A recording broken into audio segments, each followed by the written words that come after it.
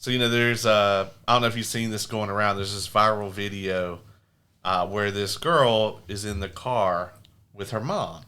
And she tells her mom that she wants a puppy for Christmas, right? And she's like, what do I got to do to get the puppy? And her mom, just, being like, this girl is not getting this puppy, goes, you got to get 50,000 likes on the video and a comment from Marvel. And the girl's like, bet. So, like, people just started flooding this video, and Marvel is tagged, like, over 25,000 times in the comments. So, finally, like, the video, I think, is at, 200,000 likes or something? It's, like, way over the 50,000. Yeah, it's way up, and it's got, 9 million views. And then Marvel finally came on and was like, nothing's impossible, and so Marvel left a comment. And so, now, this poor mom, she now has to get her daughter this puppy because... Well, it sounds like 4 puppies, because if it was 1 for 50 and she got 200,000... Well, Marvel had to leave a comment. Marvel left them 1 comment. So okay, that's fair. But if they come back and leave 3 more... Yeah. The mom messed up. She should have said, and I need Stan Lee to come sign off on this puppy. Yeah. Yeah. A cameo for the puppy. I need Alan Moore to watch the Watchmen TV show and like it. And give a full breath critique of how much he loves it. Yeah. Yeah. That'll happen. Do we know who was it just Marvel's account? It was just the main Marvel account. Yeah. But even some other businesses, like Krispy Kreme freaking commented. Yeah, Krispy Kreme was like, we're not Marvel, but we hope you get your dog. I love a good viral video moment. Yeah. Yeah, and it was just like, and then the follow-up video afterwards is her and her dad are going to go look at different shelters and try to find a puppy this week. So I'm like, that's so great. Not only is she going to get a puppy, but she's going to rescue, she's not just... Yeah. Paying $500 for, a purebred puppy. Yeah, she's gonna go rescue a puppy, and I'm like, she's gonna have to name it after a Marvel character now. Crypto. Well, Crypto's not Marvel. He's wrong franchise. DC. Son of a gun. That'd be real fucked up if she named it Crypto. Actually. Cosmo. Yeah, Cosmo. Cosmo, the Russian space dog. Yeah. Thank you for not giving me a badunta there. I appreciate it. Oh, yeah. My ego couldn't have took it. Yeah. Well, I heard you watched Superman this week, so it's on the brain. She watched it today. It's on the brain. I watched it today. I saved the best for last, y'all, but we'll get there. Yeah, we'll get there. Well. So, I think we can get right into it. I think we got a lot to talk about. We do. So I guess we will go ahead and get right into the main event. We'll skip the appetizers for tonight, and we're going to hop right on into it. Homies, one and all, allow me to welcome you all back to another very special, unique, festive episode of the Superhero Homies podcast, the best of 2025 edition. All of the books, comics, movies, TV shows, video games, and more will be discussed here tonight. 2025 has been one of the years of all time, but there's been some good this year as well. And tonight we're going to get into it and break it all down, discussing our highs, what we enjoyed the most. Hopefully you guys are looking forward to this as much as I am. So, before I begin, my name is Quentin. And as always, I'm here with my illustrious co-host. He is, in fact, the world's greatest co-host, the homie Caleb. Of course. That's right. He's great enough for about 2 seconds of that. Yep. Well, as always, I'm very happy to be here. The company has even improved this week. It has. Yeah. I mean, yay! I almost took that as an insult. Yeah. No, it would never have been meant that way. Yeah. And sitting next to him is the person who, one of 2 people who could possibly be his replacement if he keeps it up. Oh!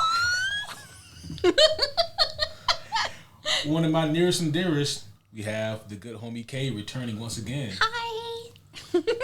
Always a pleasure. And last, but certainly not least, someone who filled in for me when my bum of a co-host decided to just fuck off. Another one here who is extremely intelligent, gifted, talented, and she brings me snacks, which, again, my current co-host really doesn't do that. He just brings me problems. Really. Oh, shame. The homie Lauren, welcome back. Thanks, guys, for having me. It is So good to have all of you here again. And I'm trying to remember last year when we did this. I should have gone back and listened to see like what was everybody's favorite what. Yeah, what did we look forward to this coming up year?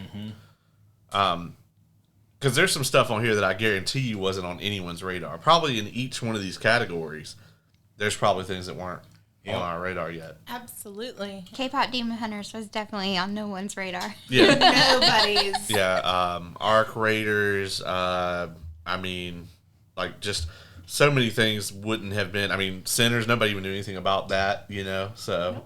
When did that first trailer? Because I was thinking about that. E33. I mean, I had never even seen the trailer when I went to go see the movie. Oh yeah, you haven't. That's right. I'll be honest with you. I don't know that I've seen it now. I don't think I saw the trailer at all. Technically, The trailer for Sinners? Yeah. Yeah, you saw it because he sent it to you. You heard the music and came to me and was like, "You want to go see this movie?" Oh, and I that's just right. heard like the first couple of bars, which is why it's a musical Ace. And I was like, "I have to go see this movie." You know, Kay, I'm glad that you said this. You know, I was gonna let it slide. I have backup today. I was gonna let it slide and just coast. But you know what? 2025 Ace is actually a little bit different from 2024 Ace. Ever so slightly.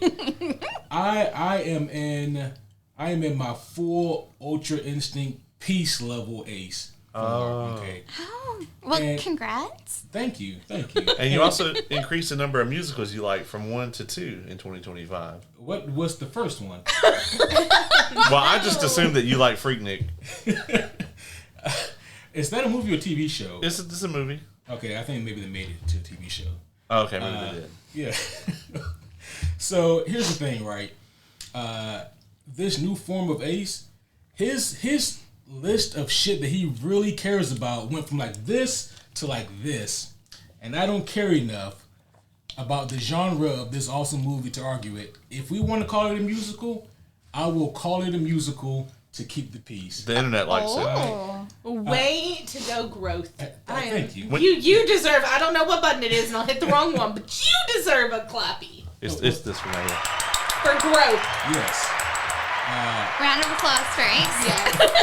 Also, when you say it went to like this, it's like what, Watchmen and Batman is at the list now? That's pretty much it. Other than that, I can't really argue. I don't devote the energy towards arguing about much anything else. See, that gets him this button. You fucking nerd.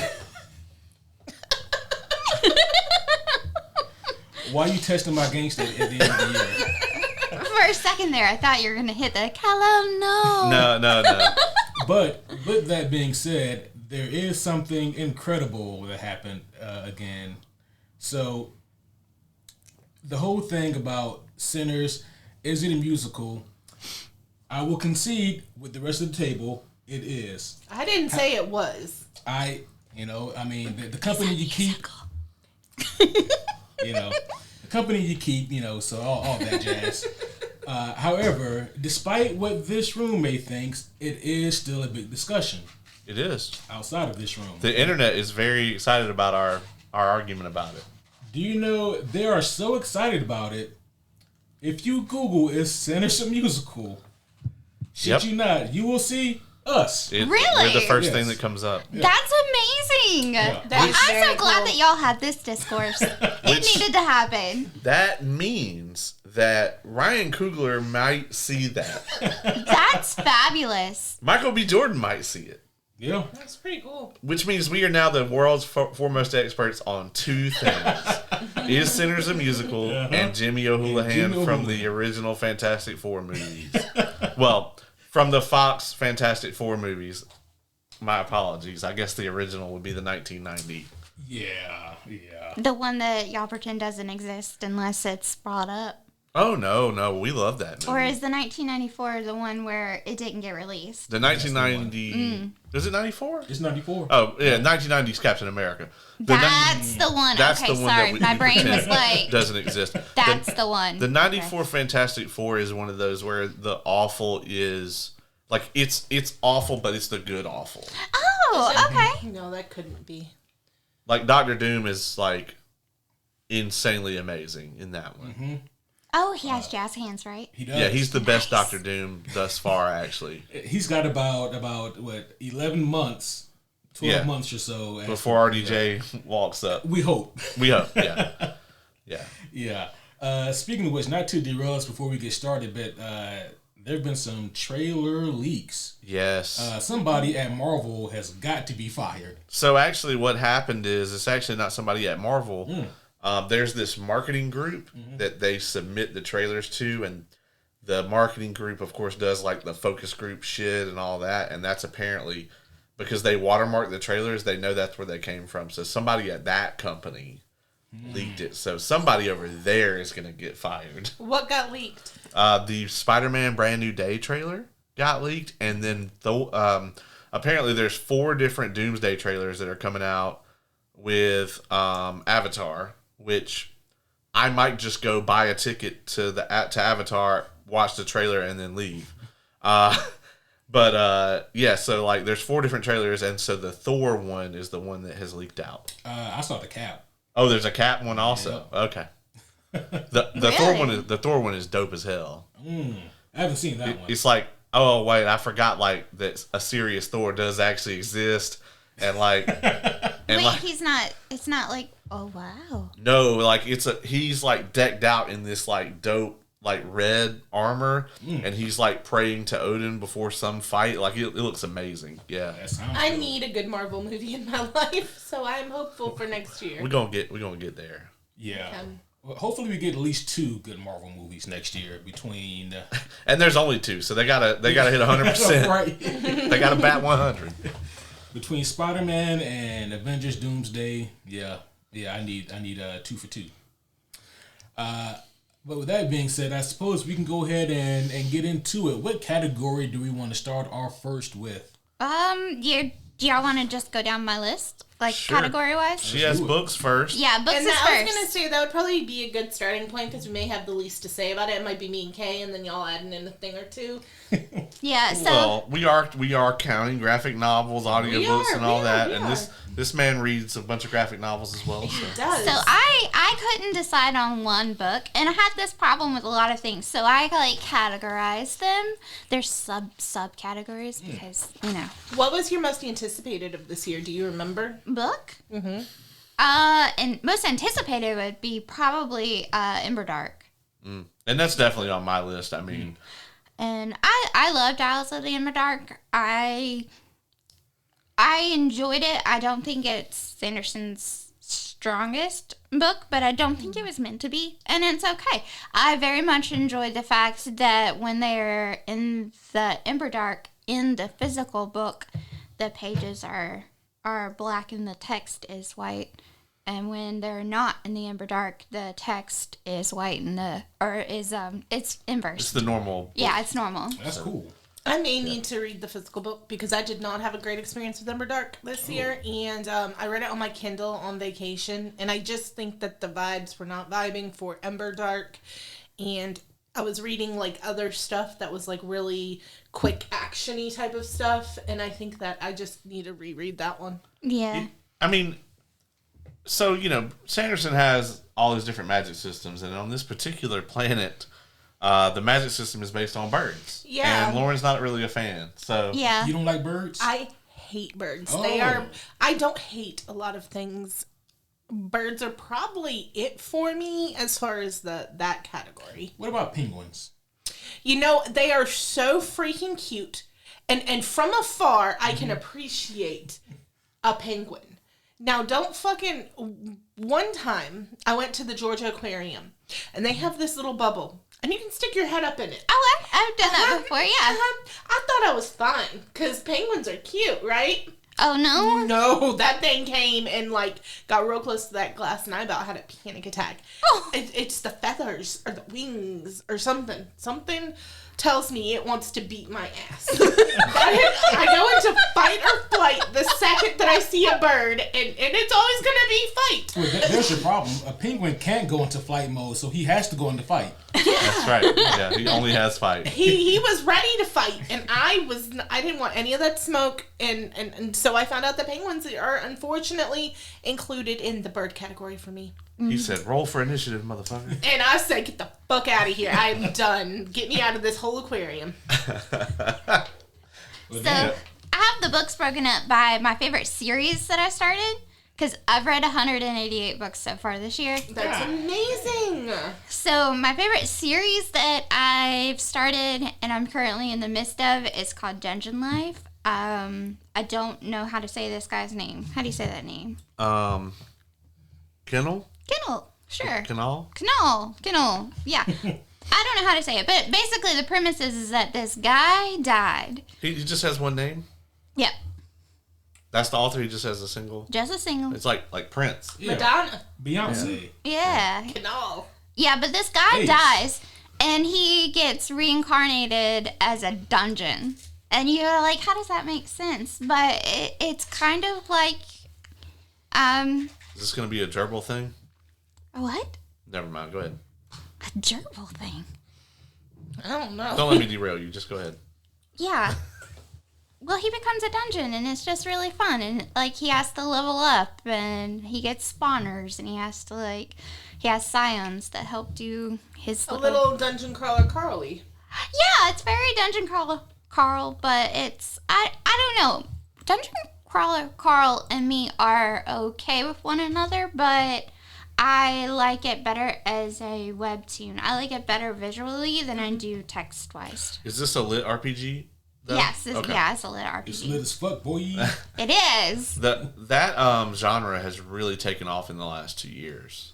Like, I love when new, fantasy, especially subgenres, are born, and the lit RPG has really just taken off. Yeah, I'm very much enjoying it. I'm on the 4th book, and he's still coming out with new stuff. The 4th book just came out, but if you're in his Reddit, he posts weekly updates, like a chapter a week.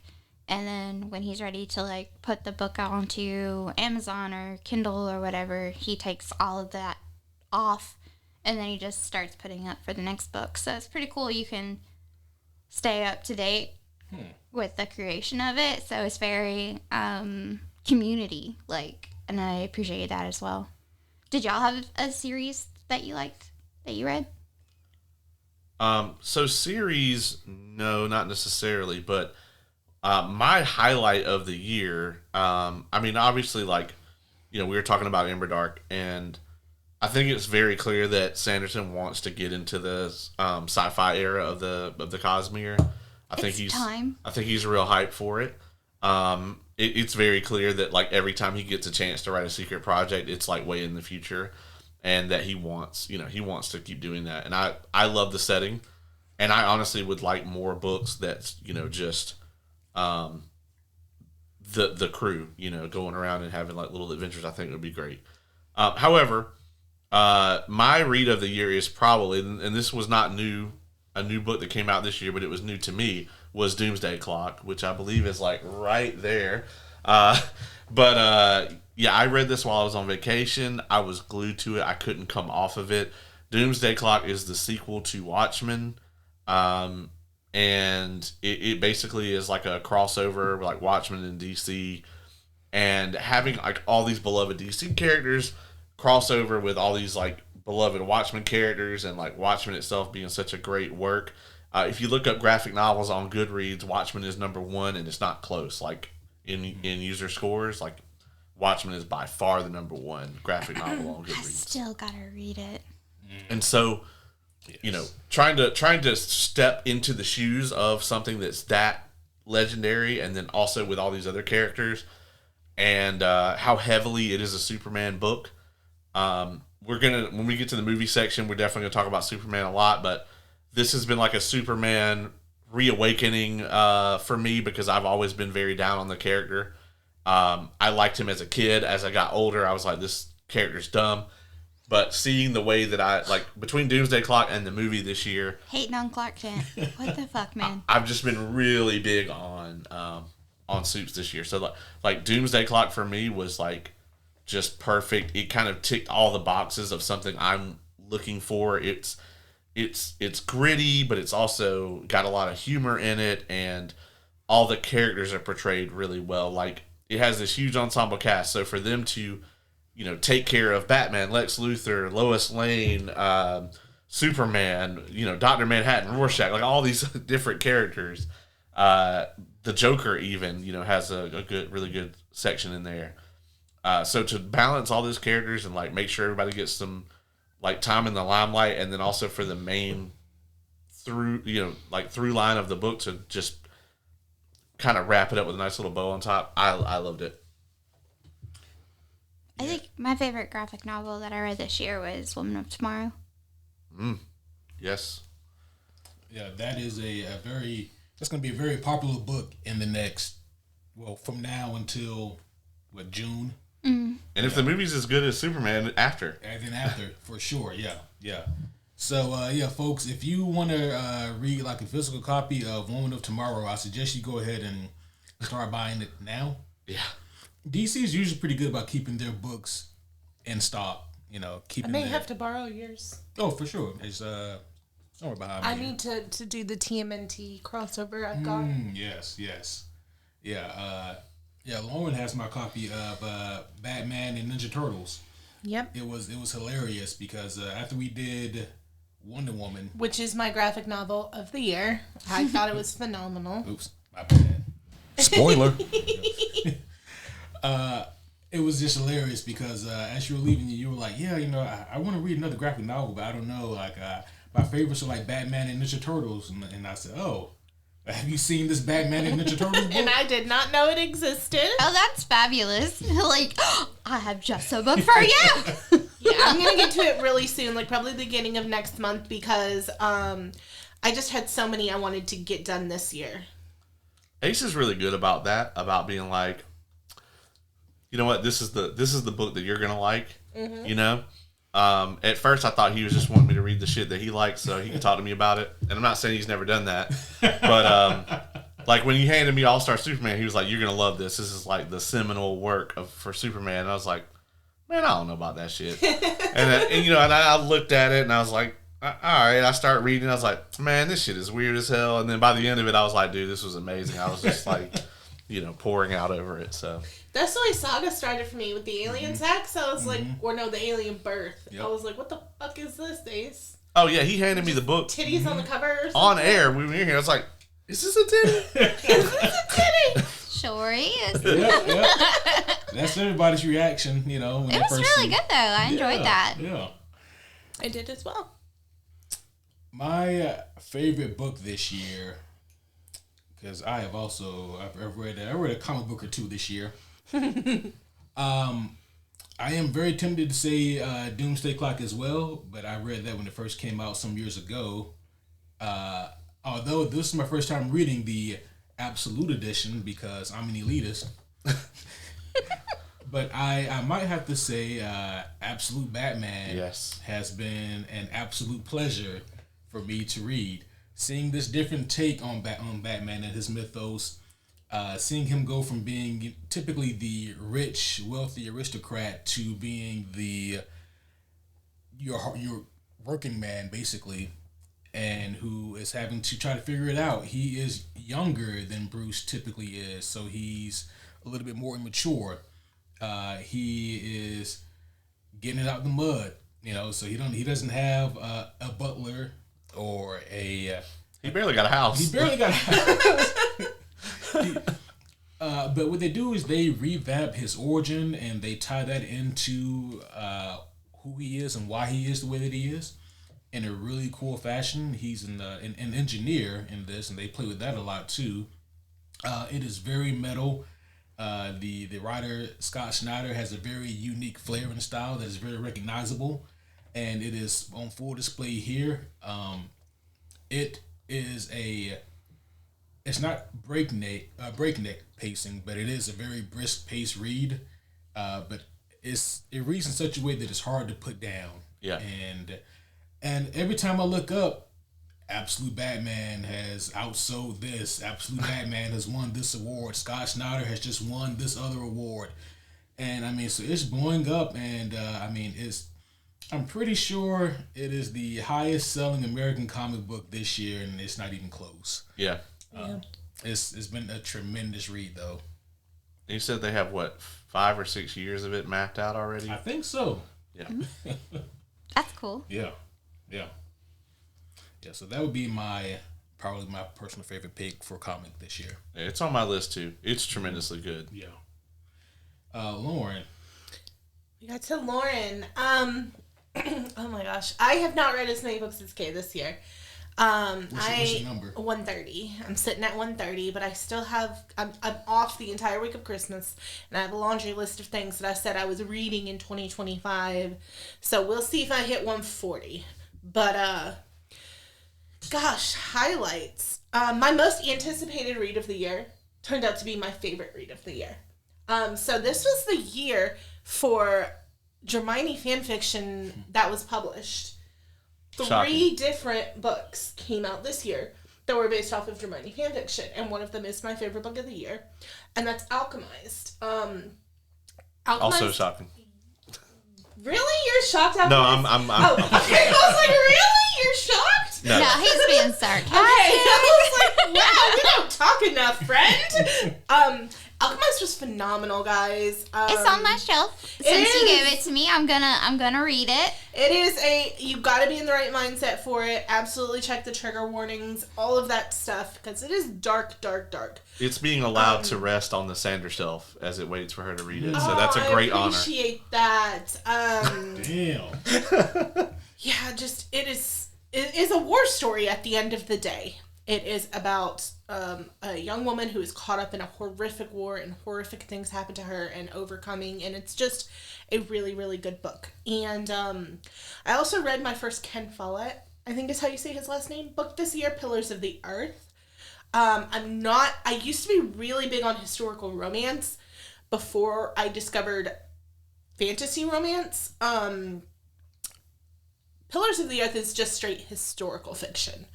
And this is probably the first historical fiction I've read since college, where there's a little romance, but it is definitely not in the romance genre, guys. It is pretty much strictly historical fiction that takes place around a group of people who are building a cathedral in the 12th century. Caleb let me know it's a game. Yep. Did not freaking know that. She was like telling me about the plot and everything, and I was like, oh yeah, I know Pillars of the Earth. I was like, I picked up the video game by accident because I thought it was a Pillars of Eternity game. That's what I was thinking. No, it's not. It's literally just like a point and click kind of almost Telltale, like before Telltale version of the book, and the author actually does some voice work on the game. Oh, damn. Fun fact. Oh. The book is phenomenal. It is beefy. It's 1,100 pages, but it is just character work, a masterclass in character work. Yeah. And how you really get so invested in these people's lives over decades and decades and decades. And how he can tell this story that takes place over 50, 60 years and not get boring and it still be interesting and you still want to turn the page and you're so invested. That was number 2 for me. And then number 3 is from both of our favorite authors. And that was Atmosphere, which is Taylor Jenkins Reid's newest release this year. If you like sapphic romance, if you like historical, especially sapphic romance, pick up Atmosphere, you guys. It is so unbelievably good. I recommend the audiobook because a good portion Audiobooks and sapphic romance. and Just a good for a second. you have you done Atmosphere yet? I have not. Oh, you have to. The reason I say audiobook is because so much of this book takes place where one of the people is in a space shuttle that is going to die, and one of the people is ground control. And the audiobook just really gets you. Yeah. And it is just unbelievable. It is my choice for audiobook of the year for sure. While Alchemized is my favorite book of the year, if we were talking audio, it goes to Atmosphere hands down. A really anticipated read that bummed me the fuck out was Brimstone, which is the sequel to Quicksilver. See, I didn't read Brimstone. I just read Quicksilver. Quicksilver was great. Quicksilver was good, but I also found it to be it was really good, but it had its moments where it was very predictable. And so I was like, I'm going to read the next one when it comes out. And then I got sidetracked and I never went back to it. And I had heard bad things about it. And I was like, well, maybe that's why I didn't come back to it. It just, golly, I felt like for a week I was forcing myself to pick up this book. And Quicksilver was like one of my books of the year last year. So if you would have told me last year that Brimstone was going to be on my biggest disappointments list, I would have thought you were crazy. But it just is, it's so boring at the end of the day. It's predictable and just, golly, the main characters all spend too much time in separate areas with too many plots going on to the point where you're like, I don't even know who the fuck that person is anymore because I've missed them for 15 chapters. So it's too much. But yeah, I loved Pillars of the Earth, Atmosphere, and of course Alchemized this year. Alchemized is like, it was written as a Germani fan fiction. And then they like I guess copyright washed it and changed all the names and they stuff. took it down, so it was called Manacled. Right. And it became one of the most popular fan fictions ever published. Like, its Goodreads score is insane. Yeah. And it's a really good fan fiction, and this is for the first time I think I've ever said this. They took it off the internet, they scrubbed everything. I ended up emailing at the end of last year PF files to everybody I knew because I was like, yeah. See, I've read that one. I just haven't read Alchemized. I think Alchemized is better. I really, really do. The world building is so freaking good because she had to build the world because it wasn't handed to her. And, like, the magic system is, oh my god, so good. And it's so dark, and it's so gothic, and it's just a mood. I would love to pick Senlin Yu's brain about how she took Manacled and she somehow scrubbed it of anything to do with Harry Potter and the magic system and the world and still made it a phenomenal book. And it's also a one book thing. It is not a series. It is a solitary beginning and end. It's not a series yet. I hope she doesn't do it. See, here's that thing. Yeah, with some books, because I have standalone on here too as like one of my things. I think sometimes I want stuff that isn't a series. It isn't tied into anything else. It's not a part of a bigger, like the Cosmere. You know, like it is just its own one and done, and it is amazing. It has a clear, defined beginning, middle, and end, and everything is right there. And you don't have to go hunting for anything else. It's all right there. And yeah, I feel like a lot of people have gotten a lot of writers a lot of books that I read have gotten to where they're very much a series, or they find a way to make it a series. Yeah. And well, that's the money. It's almost like when you have that one viral video or whatever, and then they just hang on to that for dear life, where sometimes I wish that it would just flesh out this one thing that you have and do it tremendously well, and then maybe move on. But, yeah. I completely agree. Not every sub-character needs their own book. Mm-hmm.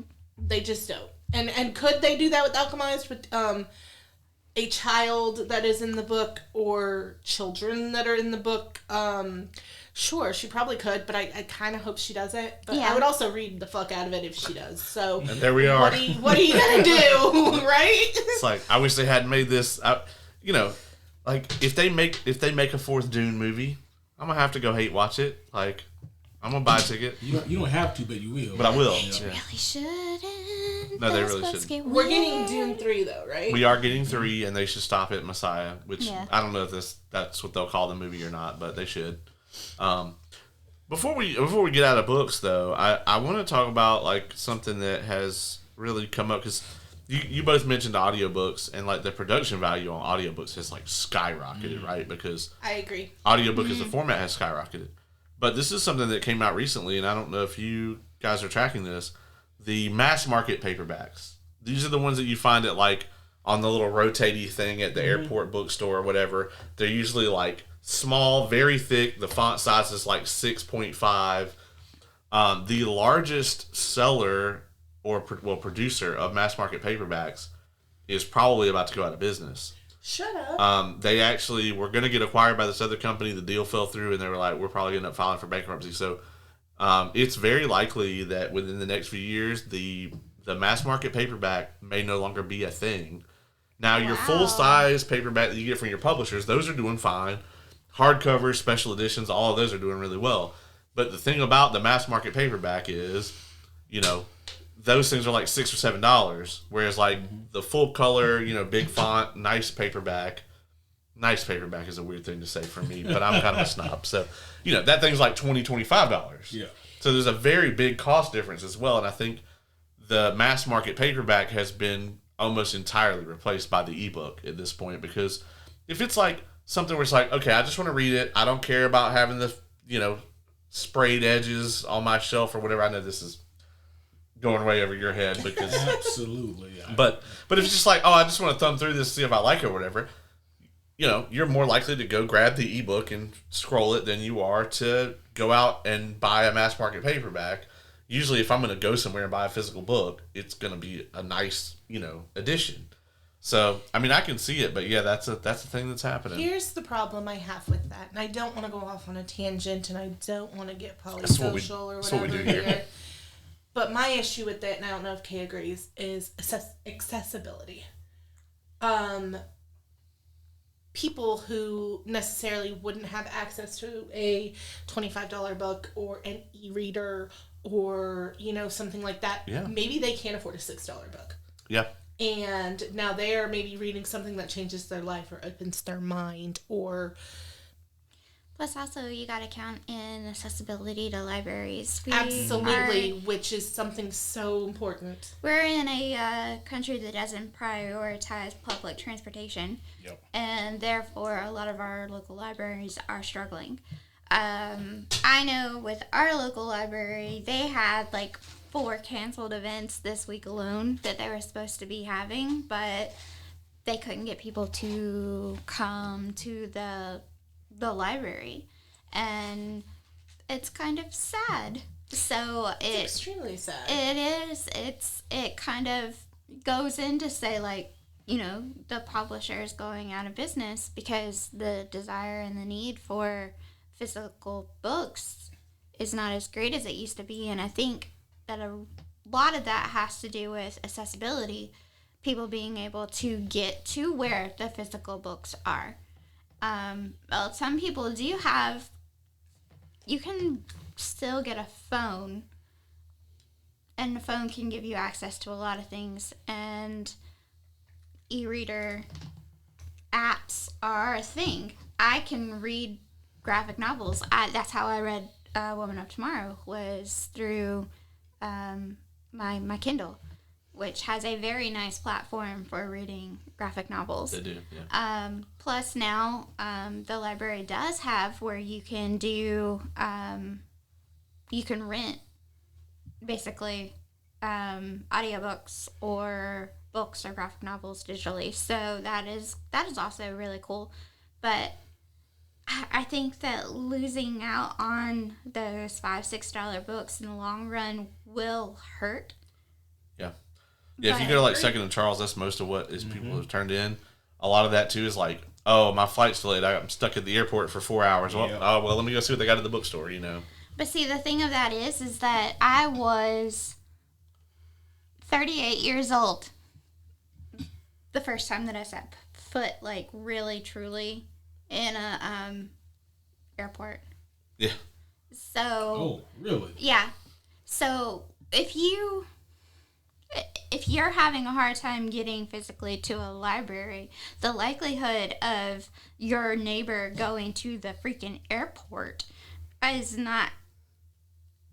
Well, yeah, I'm just saying, like, that's like, it's not just like airport, but like coffee shop, you know, that kind of thing where like, oh, the coffee shop might have a little selection or the gas station, you know. The people who would want that $5 book are not in the area where they're selling those $5 books. Right. The people who need that $5 book are the people who cannot make it to the library. Right. They're not going to step foot on a plane. They don't have the money for the plane. Right.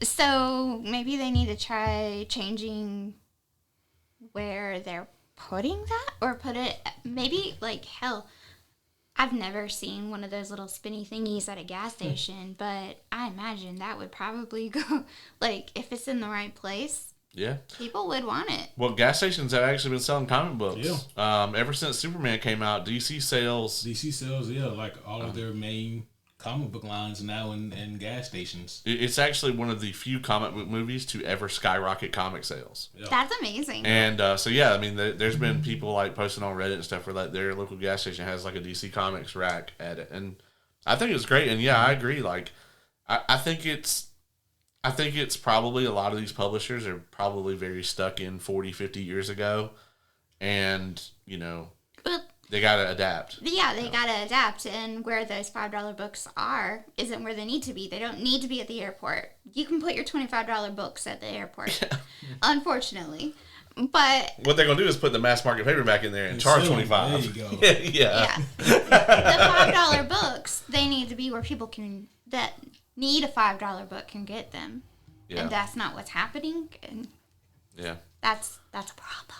It's a major problem. Like, it's so crazy when you look at things how they're all like a cycle and attached and in this circle. You have a mass transit problem, so now you have a access to book problem, and now you have a lower test score problem, and now you have a lack of people going to grad school issue, and now you're hiring the cost of like it is a spiral. Yeah. Well, I mean, we're seeing that with like a lot of formats. We're seeing that with movies. Like the movie industry is reeling now. Ha ha ha. You get it? Reeling. From. You fucking nerd. Oh, I thought you were giving Wow. him the clap. No, he never gives me any. You thought I gave him the clap? Yeah. He better not have. Oh no! But yeah, I mean, he never gives me any of the complimentary buttons. That's not true. But the movie industry right now, streaming is wreaking havoc on the movie industry right now, and it's in a period of transition. Same thing with books. The ebook, the audio book, the way people that consume the media has changed. I think more people are reading because, let's face it, Book Talk has put a lot of that in there. I think there's a lot of people that think that a novel is a thing that you read in school and hated and didn't want to read, for a lot of people. But what I think people are realizing through like social media and different outlets is that, the things that I like, there are books about those things. It's just, when I was in school, nobody had me read them. Exactly. You were reading The Scarlet Letter in school and Yeah. not knowing that there's so many better books about the same time frame. Yeah, if you didn't look up and end up with Chronicles of Narnia or The Hobbit, you probably weren't going to get into fantasy. And then, honestly, it would depend on your teacher. Because if you went to Thompson, you either had Miss Brown or you had Miss Flanders. I don't remember. Yeah. Nice. He was asleep during those classes. Like, as a senior, those were the two. If you didn't have one, like, if you had one of those two when you were a senior, then that would really shape your type of book. So, like, for Miss Flanders, because I was... I had Miss Flanders when I was a junior, and I had Miss Brown when I was a senior. For Miss Flanders, she was more whimsical. She also really enjoyed, like, getting you involved in the conversation. So we read Canterbury Tales, which is a Geoffrey Chaucer epic. But it was so good. I was invested in this Old English story. I wanted to know what was going to happen. It was the way that she taught it to us. Like, it was fun. Then we go to Miss Brown. She's more analytical, and it was very much like we could have covered the same topic, but in her class we had Animal Farm. And while these two books are very different, Animal Farm, to me, was so freaking boring. I read it again as an adult, and Why would you do that? Why did I read it again as an adult? Because I like going and reading books that I read as a child before I was like Makes fully sense. understanding what the context of something was, and they want to have like this dry analytical conversation about it, and I don't even have the frontal core to be able to explain what it was, you know. But then like in my 30s, reread something that I read when I was like 15, and I'm like, oh, that's what that meant. I understand now. This is messed up. Whereas before I had to be told it's messed up, I know now why it's messed up. So I like rereading books. I like rereading books, but I don't necessarily. I've gotten burned on rereading books that I loved. So I like going into rereads as like as if I'm reading it for the first time. It has to be a little bit of a time between a reread for me, unless it's Lord of the Rings, because I like being able to see it in a different viewpoint from where I am in my life. A lot of the times, I'll latch on to a different character than I did the first time I read it, or I'll be able to understand the undertext a lot more than the first time that I read it, or I'll pick up on like how the author is able to lay those little sprinkles that I didn't catch up on the first time around, and I'll be like, oh, I see what you were doing there, and I appreciate a reread for that. But usually I try to like give like a decade or so in between when it's like a really strong reread like that. There was a book that I infamously loved the first, and I'm sitting here racking my brain because it was you and I who had the conversation, that I infamously loved. And then I did a reread like last year, and I told you, and I was like, oh fuck, I don't like this book as much as I feel like it was an Ernest Cline. I feel like it was Armada. Yeah, I hope that happens with like Priory in a few years. I hope you read that again and go, they were right. I don't care. I loved Priory. I like Samantha Shannon's writing. I eventually want to reread some R.F. Kuang because I've tried. I know how amazing of an author she is. I know everything she does for social injustices. Like, I want to be an R.F. Kuang girl, but I cannot stand the way that she writes. And so I want to, like, at a different place in my life, reread some of her stuff. Yeah, and maybe try a different format. The next time, a lot of the things that I found too is like if I am not connecting with something like Dungeon Crawler, Carl, my bleh. Yeah. his name is Tongue Twisters. Matt Dinneman. I enjoyed the book. It was okay. The webtoon, the visual nature of it is where it is for me. I need it that way. I need it in a graphic form. And then there are some books where I enjoy it more in an audio form. So if it's not connecting with you, try a different format. The next time you read Lord of the Rings, are you going to do the Andy Serkis version? See, I want to. I really do, because I think it would be amazing. Okay. What is this? I'm not aware. So there's an audiobook of Lord of the Rings, and it's Andy Serkis as everyone. He does a voice for every... Andy Serkis. I am sorry. It's okay. It's all right. It's all right. We got you, boo. Yeah, he's the not only the voice actor but also the mocap actor for Gollum. Okay. Cool. Yeah, see, a lot of the times you just don't realize their names. Yeah, exactly. Yeah. See, when he says names like the people that direct something or that were obscure random person in this scene, I'm like, who?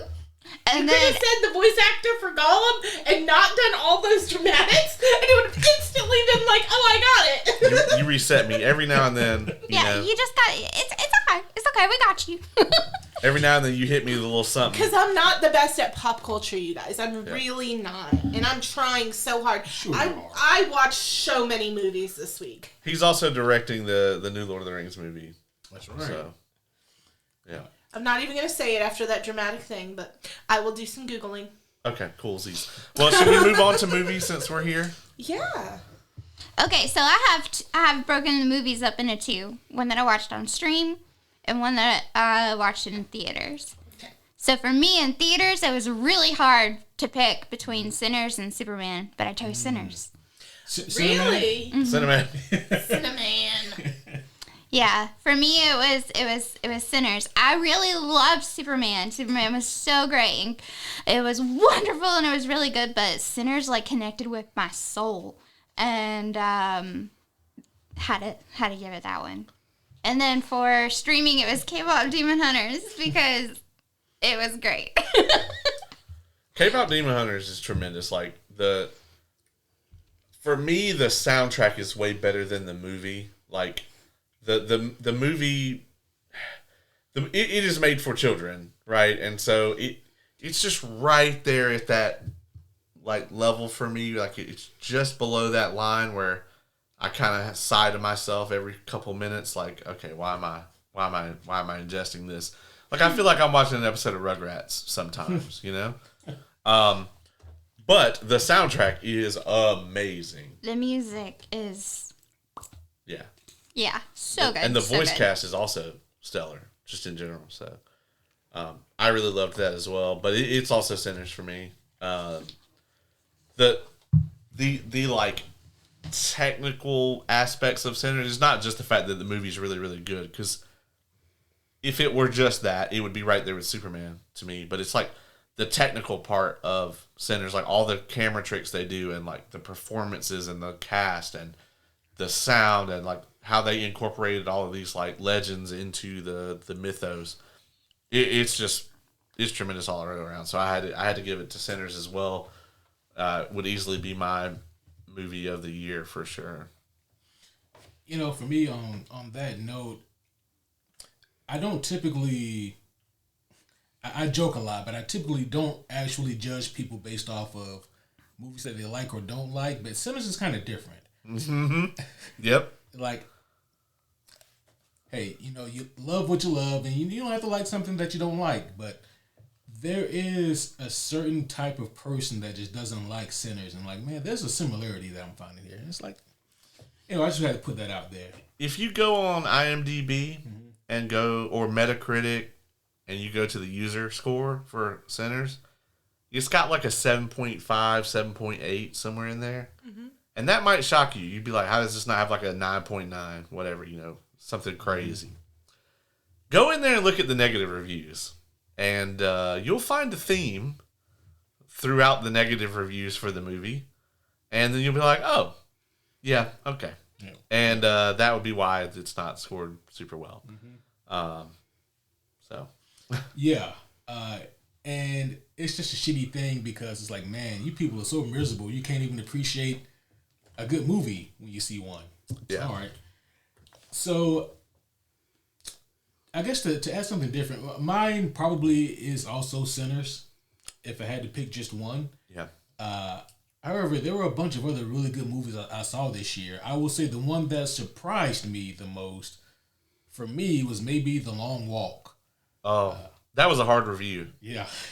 That's like the hardest episode to produce this He year. asked me if I wanted to go see that when y'all went to go see it, and I was like, go watch a movie about kids that are the same age as my son dying. No, thank you. Yep. I'm gonna pass. And it's just 2 hours of that. Yeah. I have zero desire to see that movie. Yeah, I don't have a desire. Thank you though. Yeah. Have fun. It's 2 hours of Mark Hamill killing teenagers. Yeah. And it is awful and gruesome and amazing. And the fact that they are able to have these kids have this connection, almost like they're walking to summer camp, encouraging each other, helping each other, but knowing that there can only be one winner, and just seeing their different personalities and how they mesh together. I heard that the actors were Yeah. like, you could really see their range. Mm-hmm. They were Absolutely. amazing. Yeah. Tremendous movie. I didn't know really what to expect going into it, but overall, I was thoroughly pleased and pleasantly surprised with the end result. And I get it, like this, it is a very, very heavy movie, and it is certainly not for everyone. But if you're into that kind of thing, check it out. But besides that, Weapons was a movie I was looking forward to a lot, and I also really love Weapons. So I haven't seen that one yet. yeah. I haven't seen it, but I watched a review for it, and yeah, I kind of want to see it. You haven't seen Weapons, have you? No, I have not. Okay. You know, and unless you are of the same ilk as Kay, I would always advise people to watch this director's movies, all of his movies, with as little information as humanly possible.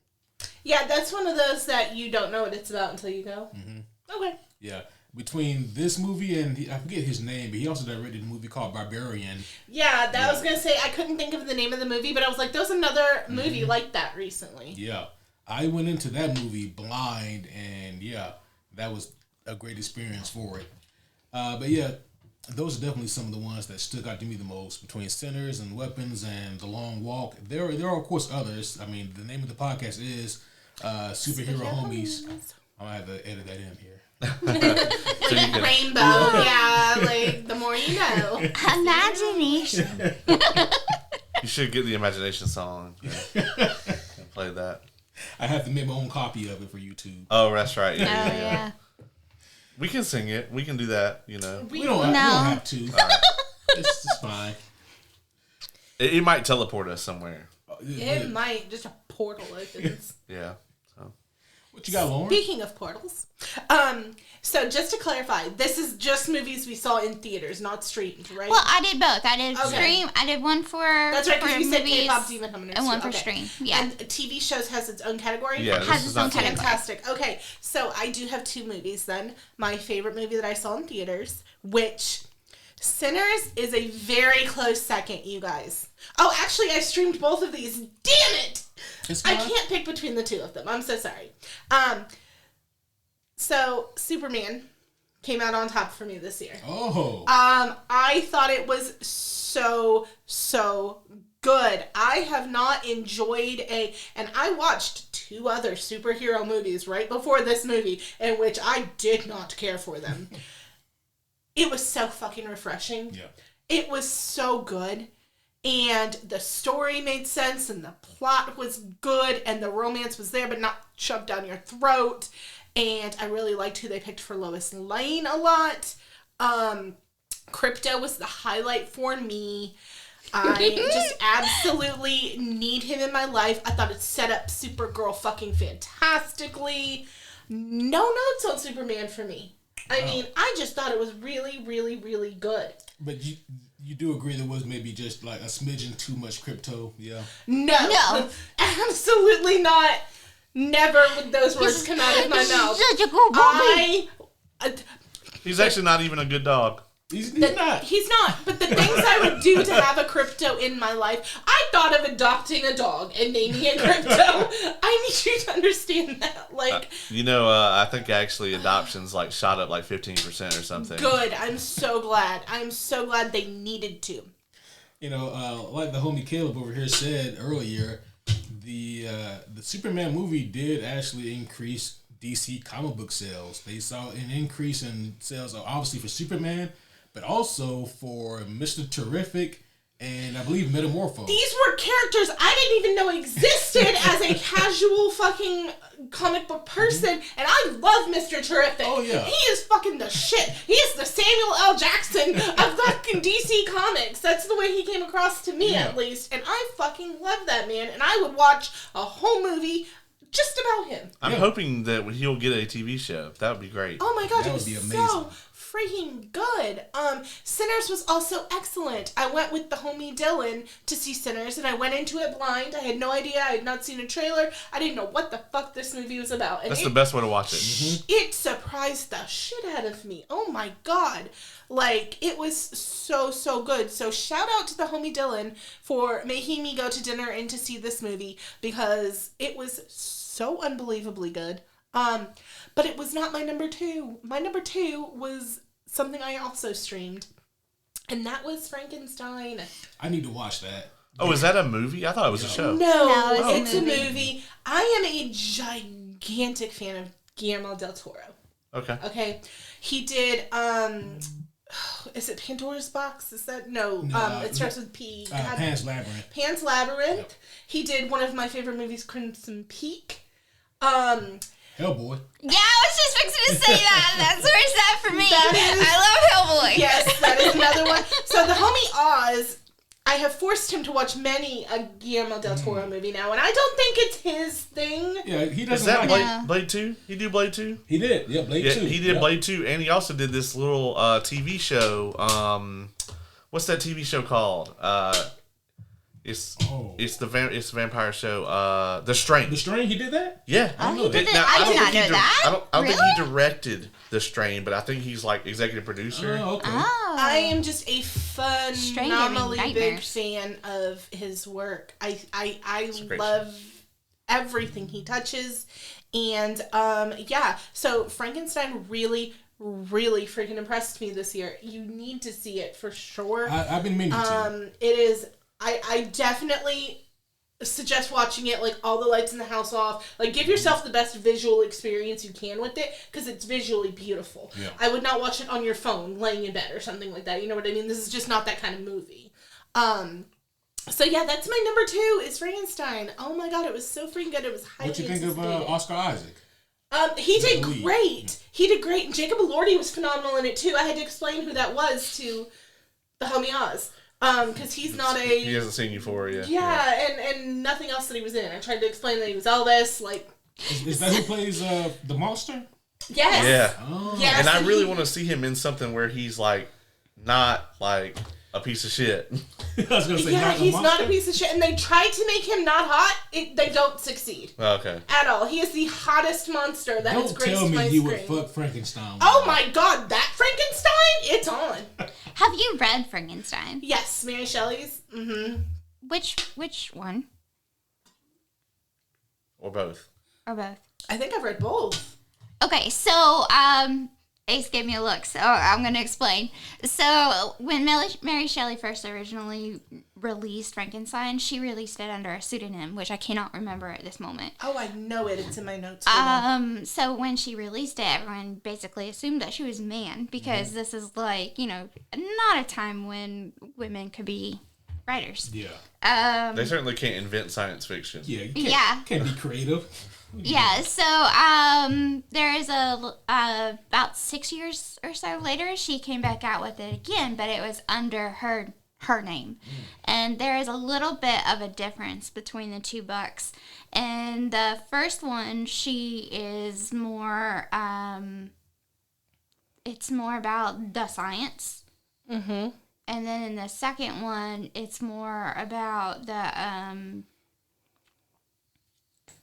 the goal. So, like, bringing life back, Right. creating life. In the first one, it's more about, like, how we do that. Okay. So it says that the first one, called The Modern Prometheus, was released anonymously in 1818. And then the second edition, called Frankenstein, came out in 1823 with her name on the cover. Yeah. So, I like seeing the difference, because one of them is where she's trying, I felt like this is what people would expect from a guy Yeah. and what I have to write, and so people will read it. And then the other one is, this is who I am. And I think you explained it really well, why I prefer Frankenstein to the first edition, but Yeah. each their own.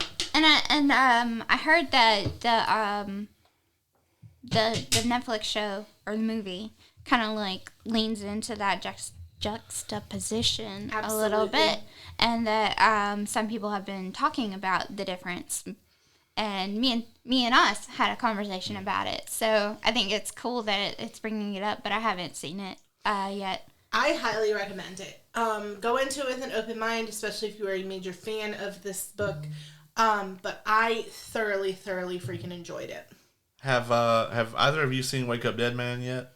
No. No. So good! I am so behind on my on my Knives Out series. You haven't seen Glass Onion either? Dude, the Glass Onion is so good. Glass Onion's the I best haven't one. even seen Knives Out. So. Really? Serious? Yes. Okay, well, Lauren. I tried shame. really hard. Do you like a whodunit? I love a whodunit. Well, then that's all this is. They're Yeah, they're it's- whodunits. Are they movies or are they They're They're movies. movies. TV shows? Okay. Yeah. They're like Encyclopedia Brown style. Like the main character.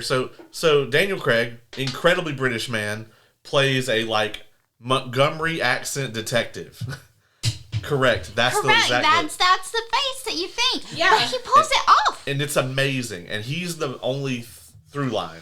So there's no connectivity between the movies other than him. So like he's the detective that solves the thing, and that's. Yeah. Hey, if Jonathan Bailey can make me think he's getting all the pussy in the world, then he can have a Montgomery. If I didn't know Jonathan Bailey was like insanely gay, he could convince me of that in a heartbeat. But I'm gonna tell you right now, there's a we were talking about Superman, so I'm gonna reel us in here. There's a like actor to actor thing where they like did an interview with like the two of them together. Jonathan Bailey was trying David Cornsweet could get it whenever he wants from Jonathan Bailey. He was smitten. I believe it. Though they do say Jonathan Bailey has a very serious partner. He just doesn't talk about him, whether they're married or not. Who is Jonathan Bailey? Fierro. No, he hasn't seen. Speaking of, okay, my letdown for the year was definitely Wicked for Good.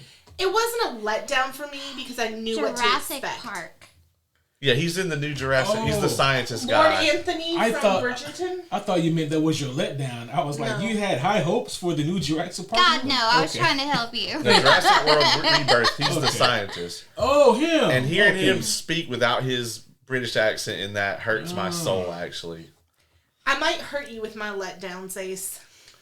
Yeah, we don't have to talk about it. My letdown is definitely Wicked for Good. And I've seen the musical, and I know that the second act is the weaker act. Mm-hmm. But I was not prepared for how. So I'm very persnickety about production value. I love that word. And they filmed all of Wicked at one time. Like the first and second movie, they filmed them all together. And then they put the first one out, and it's very aesthetically pleasing. The score is perfect. The lighting in every scene is really good. Like, I really love the transitions between different things. And I'm like, okay, well, they had a whole extra year in post to work on the second one. So, yeah, when it comes out, it's going to be fantastic. That thing is sloppy as hell. It looks like they threw it together. It looks like they fired all the people that edited the first one. They went to a first-year film school and were like, who's the worst 8 students you got? Come on, we got a movie they can edit. Like, the lighting is bad. The way that the movie flows isn't good. And, like, even the sound mix is terrible. Like, there's places where the music swells in, like, the wrong spot. And over Cynthia Erivo's voice. And I'm just like, I'm here to hear Cynthia. Get the fuck out with your whatever you want to sprinkle on top of it. You know, Simon Cowell would call it indulgent rubbish. Like, it's just garbage. I hated it. Even though I went into it knowing that the second act is weaker than the first. I do think they could have made that a solitary, longer movie. I do feel it was a little money hungry of them because they knew that the second movie didn't have enough to support. I remember asking Stephanie, my cousin, who is a Wicked-aholic, like, she's been to see it live multiple times, and, like, she's obsessed. I remember where they ended it at the intermission on the first movie, looking to her and saying, do they have they've got to add stuff, right, for the second movie? Like, do they have enough to do a second movie? And she's like, yeah, it's going to be great. They're going to do more merch. They're going to do all this stuff. And the merch has been great. But I didn't think they had enough a year ago to do the second movie, and I still love it and appreciate it for what it is. It has some of my favorite songs in the like whole thing, but it wasn't the banger that the first one was. There's not a single banger on the soundtrack. I disagree with that. Yeah. The song with Fierro and Alpha is one of my favorites in the whole score. That is a good one. I cannot think of the name of it. It's driving me nuts. I got asked if I could crochet the Alphaba sex cardigan, and I was like, I love her sex cardigan. It was done. I thought it was done so well. I like the scene, but the song. Well, for starters, okay, I was like, haven't seen the second one yet because issues, but I was like, it's knit. No, I can't crochet yet because it's knit. See, that was better than half of that movie. Yeah, I'm making that a clip. Well, I mean, so one of my highlights though is I know one of your misses. Like I thought Thunderbolts was amazing. I think I gave it a 9. Like, oh my gosh, really, Thunderbolts was this year? Yeah, it was like January though. Jeez, Yeah. time is weird, y'all. But Thunderbolts was amazing. I loved it. Thunderbolts was really good. Yeah. I What did you liked think of it? Thunderbolts more than I liked Fantastic Four. I'll give it that. That's a choice. But Thunderbolts. I was on board until that they saved everybody with a hug, and then I was like the same thing. I yeah.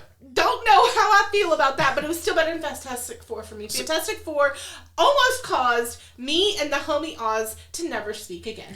Well, your opinion on this is awful, like, and terrible. And I don't think you're going to get any relief from However, this I one. have talked to my mother and my therapist about my Fantastic Four opinion, and they both, before I even said my opinion first. Right. I got you. Well, You talked to your therapist. Oh yeah, it was a big deal. It was So- probably the first argument he and I have had. Oh, wow. So Thunderbolts is amazing. I agree with you on the ending. Like, the ending is why it's a 9 for me. I think if the ending had been good, it might have been higher. Because I do think the way that the whole scene plays out is dumb, right? Like, it should have just been Yelena. We talked about this in our review. Go check it out. Mm-hmm. It's on the net. I promise. But why don't you share with the homieverse what... My Did issues I with just coin that? Have we Fantastic said that before? We should. Homieverse. Okay, cool. You talk to the homieverse, and go ahead and tell the homieverse about your Fantastic Four opinion. This is very likely going to be a short, so I literally went into this movie. I have not really seen the other Fantastic Fours. that probably has a lot to do with it. Yep. I know Jessica Alba was in one of them. I know Michael B. Jordan was in another one of them. That's about all Jessica Alba had to do was be in it. Yeah, I get it. I knew what it was. It was 4 superheroes. They're like a family. I get this, okay? So I'm going into this movie pretty blind, okay? It's also the first movie of the 3 superhero movies I binged this last week. And Sue Storm, okay, full spoilers, guys. If you have not seen Fantastic Four and you don't like spoilers, don't watch this portion. Yeah, if you haven't, you deserve it. If you know. Sue Storm is preggers, okay? She has an unborn fetus in her womb. And they go into space because there's been a threat. And Galactica eats a world. He just eats that shit, like, right in front of them. They watch him do it. They know he's capable of it. And he turns to them and he says, I want your fetus. And she says, no. And he says, then I'm going to kill all 10 bajillion people on Earth. And she still says, no. Y'all, if you don't take that fetus out of my body and save the entire world. And then people tried to argue. We're not going to name their names. They're watching. And it's okay. That I would never be able to give up my almost fully grown child. And I said, no, because that is someone I have known for 16 years now. Like, I have an attachment. This is a fetus that may or may not have a heartbeat at this point. You can tell where our argument went.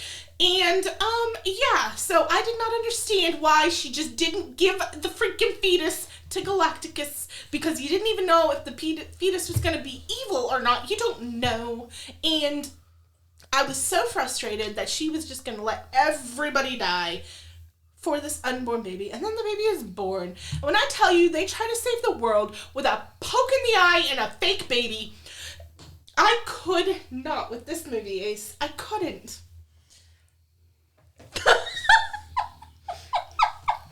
That was so passionate. It is. It's probably one of the things I'm most passionate about this year. Because everyone else disagrees with me. And I love your passion for this.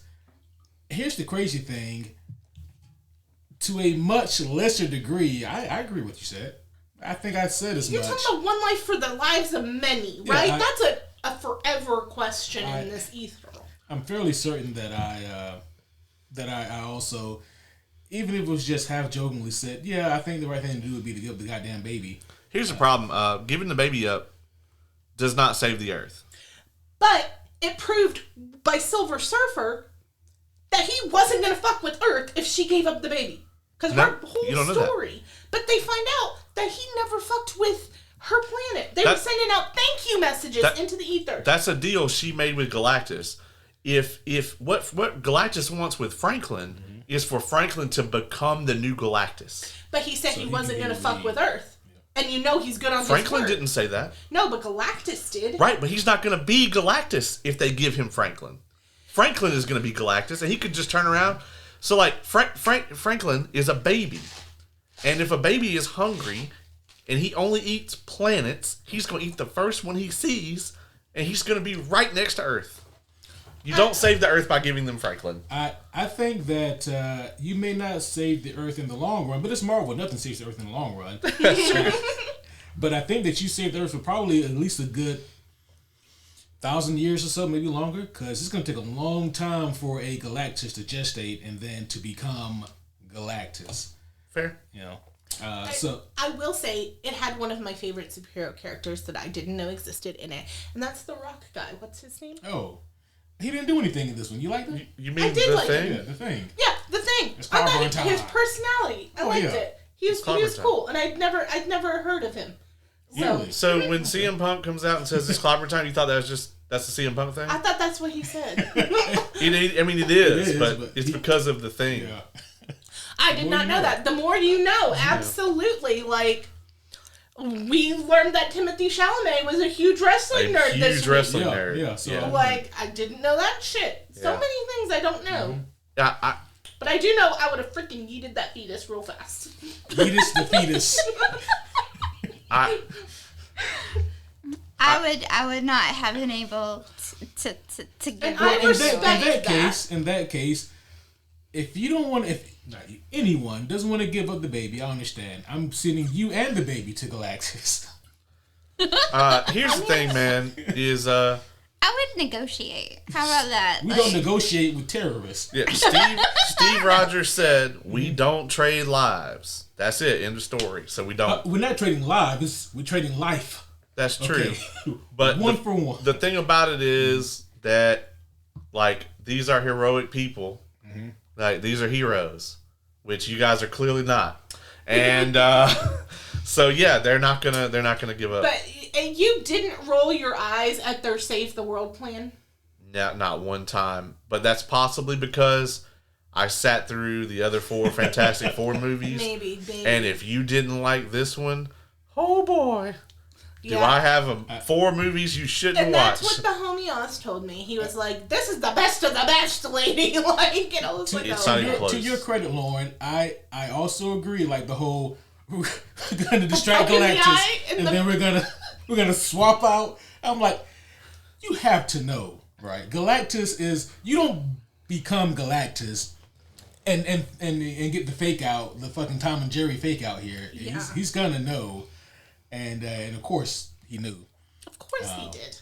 He was immediately like, "This ain't my baby." So while you may have some valid points, Lauren, and I think that you do, I think that there is still so much good in this movie that I can overlook a lot of the what the fuck happened here type things. Like Galactus as a whole, I thought was pretty incredible. Yeah. Agreed. Like I thought that for the most part he felt larger than life. I kind of wish that we had found a different way to dispatch him so that he still seemed imposing, because I need Galactus to feel like he can wipe out everybody. Right. I can't have Sue Storm pushing back like that and still have me think that we need everybody to take him out.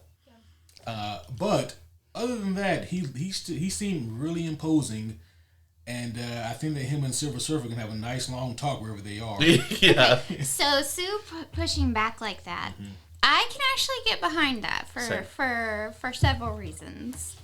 I gotta hear this. Okay, one, Mama Mode is a hell of a boss. Like, it's a hell of a thing, and Mama Mode was definitely activated.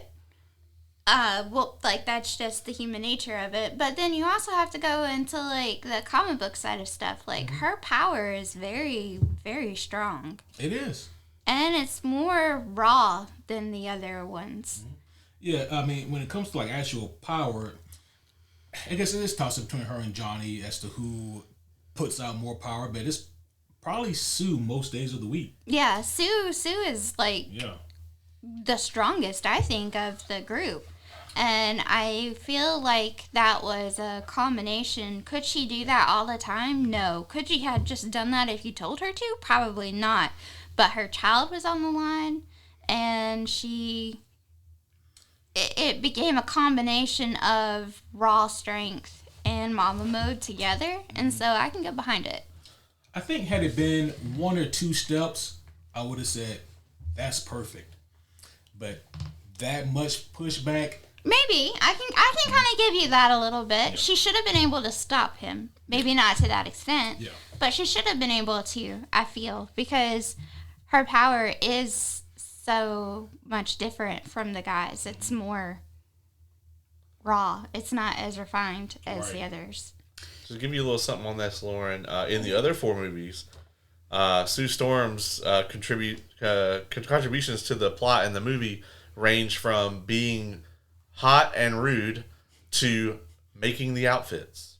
I mean, I can definitely appreciate, like I said, I have not seen the others, so, it's apples and oranges, but I went into this year thinking there was no way there wasn't going to be, I would never not watch something Pedro Pascal was in. And there were 2 things this year that I never wished to watch that Pedro Pascal was in. Is the other one in the TV show category? Yes. Oh, I can't wait. Yeah, and I tried to watch it. I can't wait. For this here show.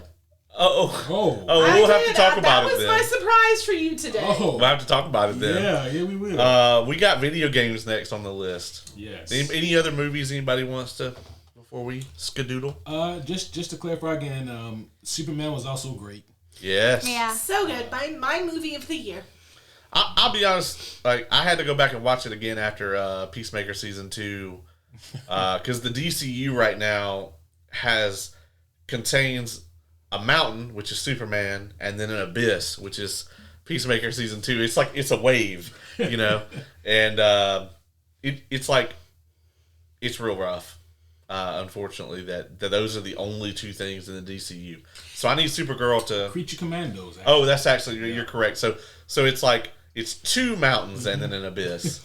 Yeah. So you probably were real surprised by my hot take about how I think DC is doing it better than Marvel right now, huh?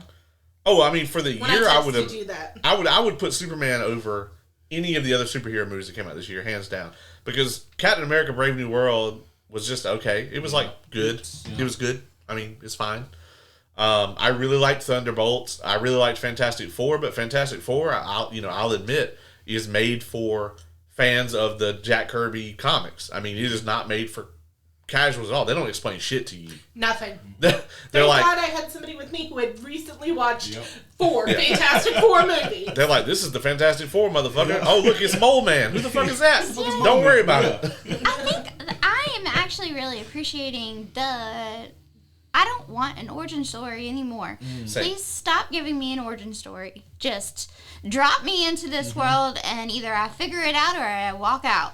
Let me make that decision. And please. Superman did that. Superman dropped you in, and I was a little bit shook at first. I was like, "Who the fuck is that? The bald man? Who the fuck is that?"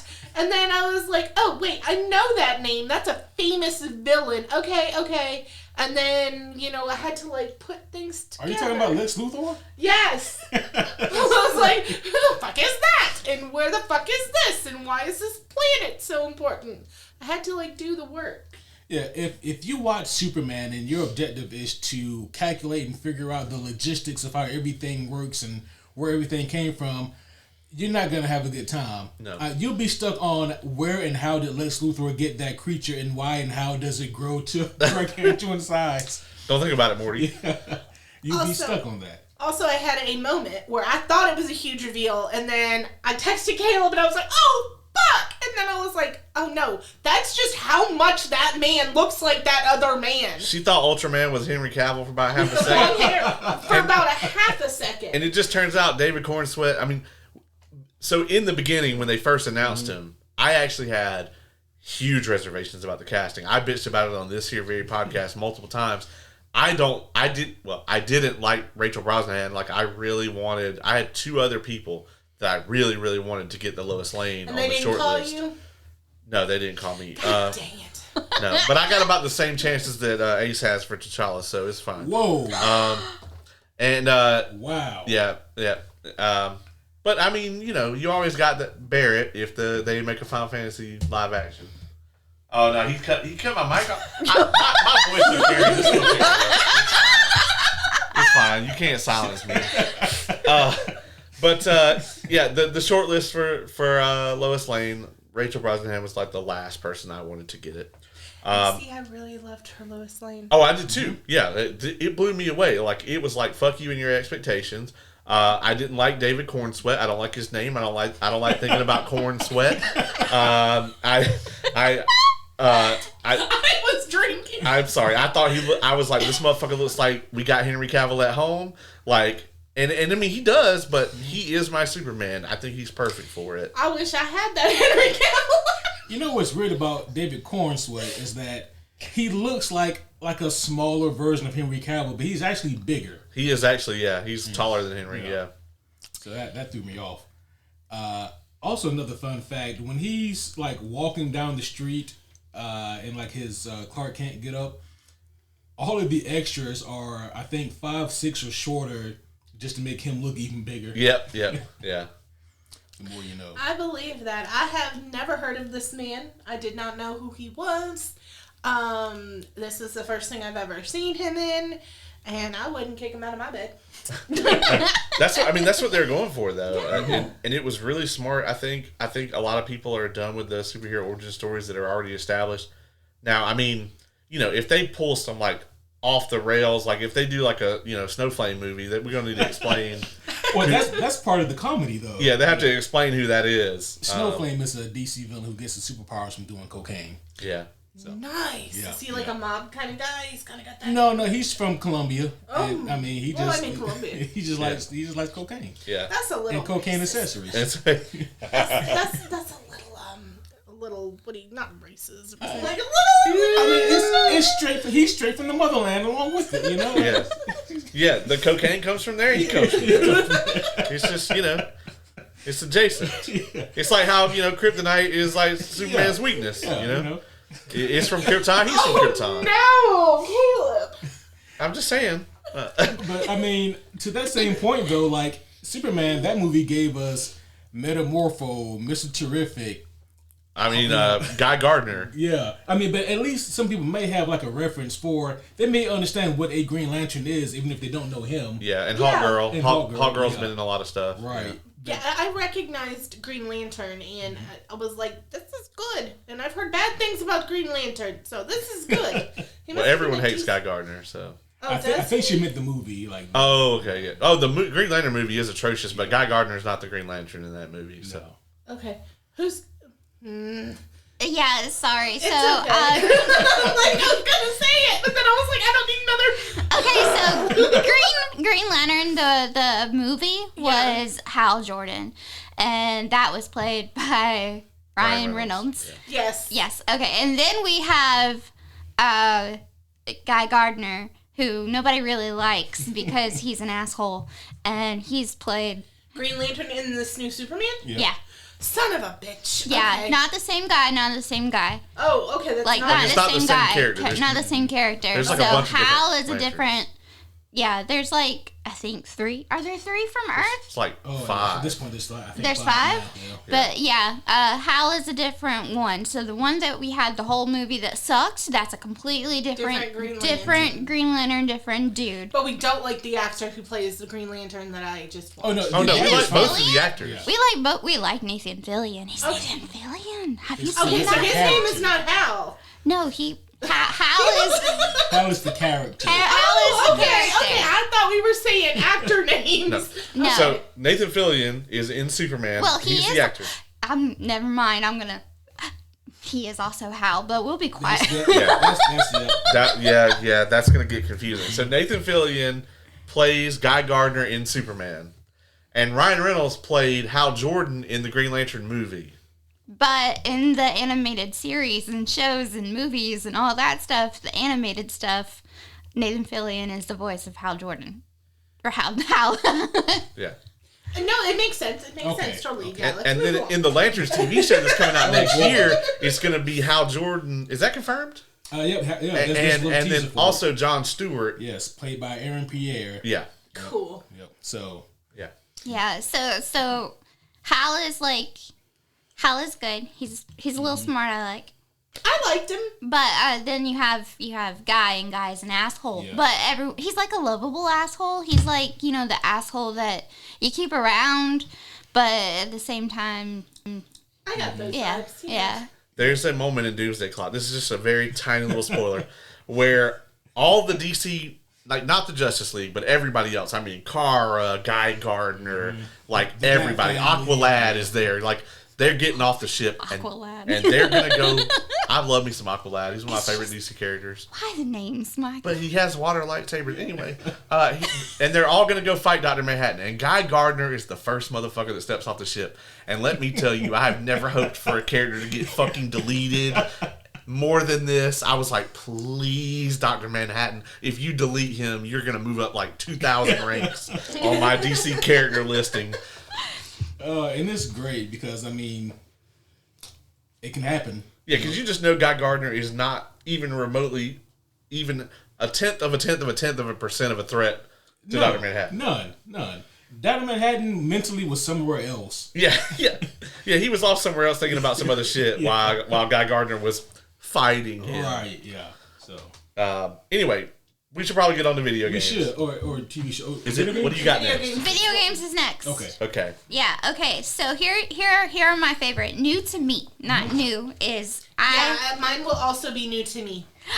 I discovered Stardew Valley Just now. just this year. Why did I think you had like 3,000 hours on Stardew Valley? Oh, she might. I might now. I freaking love Stardew Valley. Two things can be true. My gosh. Stardew Valley is so freaking fun. I love it. And he helped me set it up to where I could get mods in Stardew Valley. And so now I have... No. Okay. No, my boyfriend in Stardew Valley is Astarion from Baldur's Gate 3. That's amazing. They have a Baldur's Village mod where you can go visit them and it's all the BG3 characters and Yeah. And Shadowheart is smitten with me, and I have the polyamory thing, and so technically, maybe I could have Shadowheart and Astarion. You make me want to pick it up again because I rage quit Stardew Valley. I love it. It's so I can't fun. fish. I cannot fish Girl, in that game. It took me a very long time. I was so angry, but I have figured out how to fish, and now I can fish. Well, that's impressive. Thank you. You have mad finger skills. It took a little bit, but I can now do that. Oh, and my new favorite cozy game is Infinity Nikki, which is an open world dress up game where it's as if Final Fantasy X-2. Okay, very specific. Well, you've played that, right? I have. Okay, so the dress spheres. Oh, okay, yeah. Yeah, specifically that aspect, yes. And Genshin Impact had a fucked up flipper baby. Oh, wow. all right. That's the description. That's what it is. And it is fabulous because you get to, like, if you're gardening, you have a gardening outfit. If you're fishing, you have a fishing outfit. If you're raising fish, you have a different outfit. If you are saving the talking frogs, you have an outfit for that. If you're going to pet a critter, you have an outfit for that. And get this, okay? Petting the little corgis in the game gives you yarn. I might need to download this game. What is it on? It's Steam. We just got two opposite reactions right here. It was I might have to go download this and let me make sure I never play this. Yeah, freaking love it. It's a great game.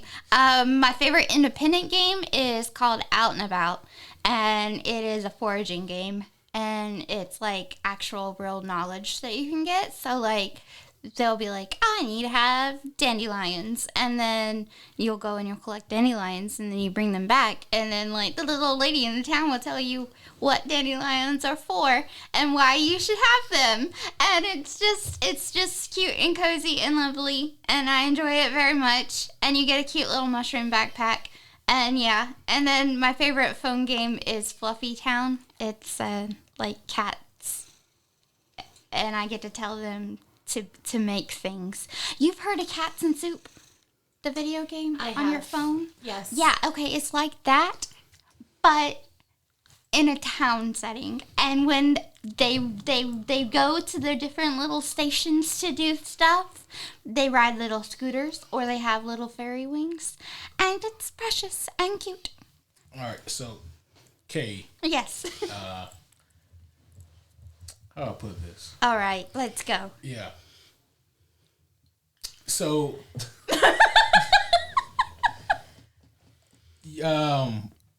your gaming catalog is like, and this isn't my first time saying this directly to you. Actually, I've said this to you before.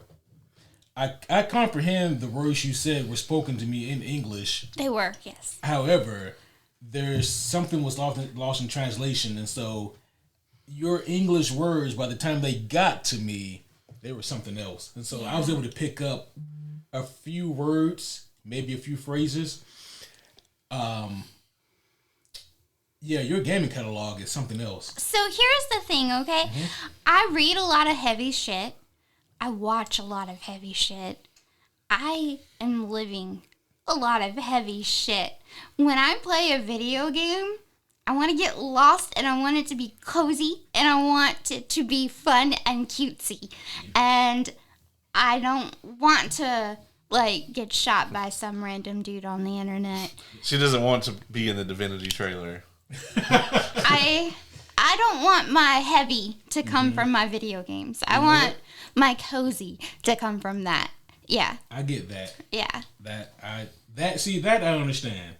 Yeah. So that is what my video games are. I hope you enjoy the hell out of your Stardew Cozy Cat Soup Talking Frog Simulator dress up game. Thanks. Yes. Yep. And I will actually go next because I have probably similar games I'm going to talk about.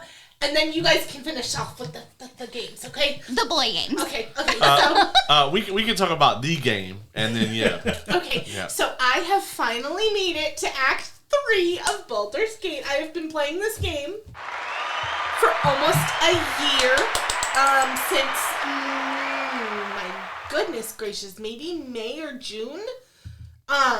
I've been playing this game, and I have finally made it to Act 3. I'm a very busy person, so I don't have a lot of time to, like, sit down at a computer, because I sit at a computer all day long. I don't want to sit at a computer when I get off work, which is why I'm a Switch gamer, usually.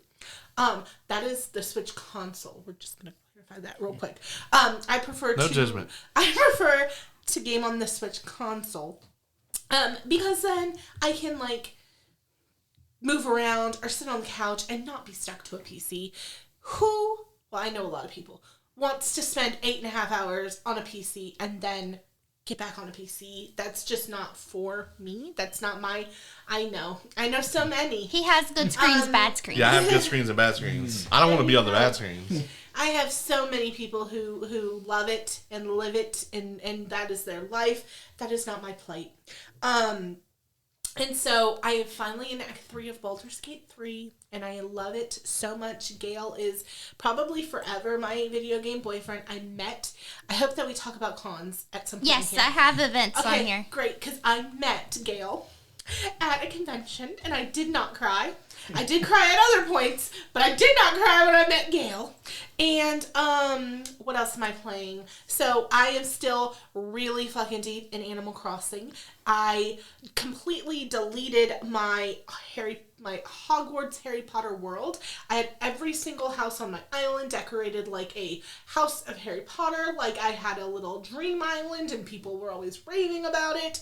And I completely deleted that junk and started from scratch this year. That has been fun. I think I have. On purpose? Mm-hmm. Okay. Yes. I kept my dream code for the... I don't know if that means anything to the two of you, but I do know you know what I mean.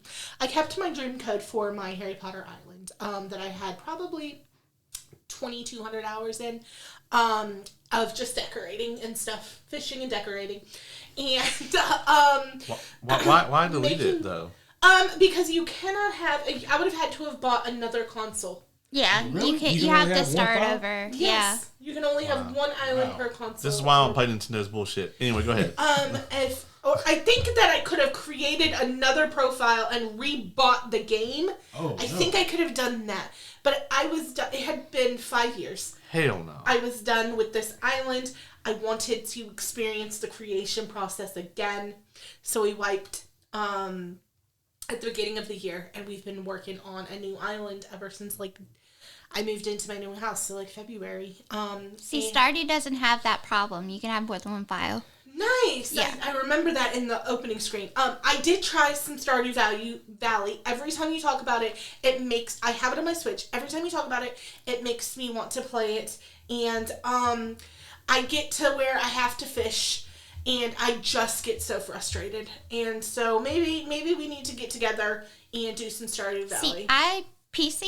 You gotta so get Oh, see, I'm on the Switch. I you don't gotta get know on PC, yeah. what the difference is with the fishing, but I'll bring my Switch over Yeah. one night, and we'll take a look at it and see if maybe Caleb can even help me. we'll fish. go visit Willie. Well, Okay. the thing is, you just gotta get it on PC, like, so you can get mods, and then, yeah. The other thing I'm playing on my Switch is I really am into fighting my friends on Mario Party right now. We need to play that. That is so much fun.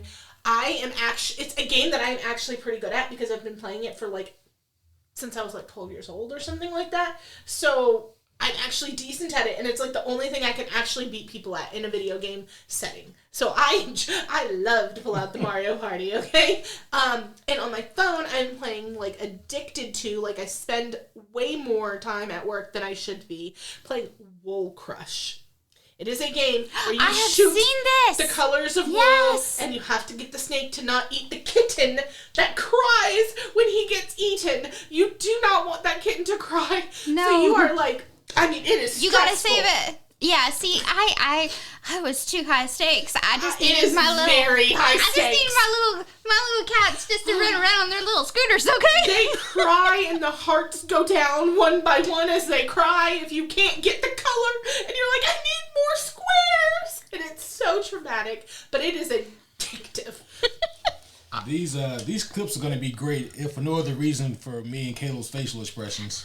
Also, I want to know what the Homieverse thinks about some of this. Okay, so cozy game versus cozy games are their own thing, man. They are. They And I'm really sure are. There's some cozy gamers out there in the yeah. Yeah, Homieverse. because that's really all that my Steam library is cozy games. I don't have. I played 2 cozy games this year. I mean, I played Schedule 1, very cozy game. Just you're a drug dealer. But no, the game. I do have to give it to him. It is a cozy game in aspect. It's Hey. cozy AF. I think that Minotaur Milking Farm is cozy. Say that again? It's a book. Yeah, that's not a video and game. it's very cozy. But It is cozy. I'll give you that, but it's a different. but It's cozy smut. Schedule 1. Listen, Schedule 1 is literally just GTA Stardew Valley, Yeah. for the most part, because you're planting weed. You have to make good weed. You got to get your weed you got to take care of it, and then you got to come up with the different strains and make sure that your customers are satisfied. It's very much a simulation game. It's just done up in a GTA style. The soundtrack is cozy as fuck. Yeah. It's such a good vibe to just chill. If I want to chill in game, that's the game that I would play. And it's being made by one guy. Wow. And they've already sold I think over 1 million copies or something crazy like that. And they've been putting a ton of updates into it this year. It's still in early access. The other cozy game I played is the game that everyone else was playing, which was Expedition 33, which we have to talk about. Expedition 33 is not a cozy game. It is cozy. It's No, just also it is- traumatic. It is not cozy. It is not cozy, sir. There is nothing cozy about that game. It is beautiful. It is tragic. It is a wonderful story. Cozy, sir. It is not. You just go waltzing through the streets of France, and the music. See, I thought you were going to music's talk playing. about your dinosaur game. No. That I could classify as a cozy game, okay? No, that is not a cozy game. Yeah, Expedition 33 is trauma incarnate. It also just broke the record for nominations and wins at the Video Game Awards. It's probably going to clean up everywhere. In my opinion, probably the best game since Baldur's Gate 3, I would say. I'm still on the BG3 hype train. I mean, BG3 still won things at the VGAs this year. 2 years later, Yeah, 2 years later. So it won Best Community Support last year and Best Support again this year. It won them both the years since it's come out because they say they're done now. They promise. But, like, Larian came out of nowhere and was like, by the way, we're putting out 12 new subclasses and all this new content. And but we're getting a new game from them that you guys are excited about. Yes. I'm sure later on in the program we'll talk about Divinity and what we're hyped for in 2026. Although I don't think Divinity's going to be... No. You know. But they did put out the grossest game trailer of all time at the Game Awards.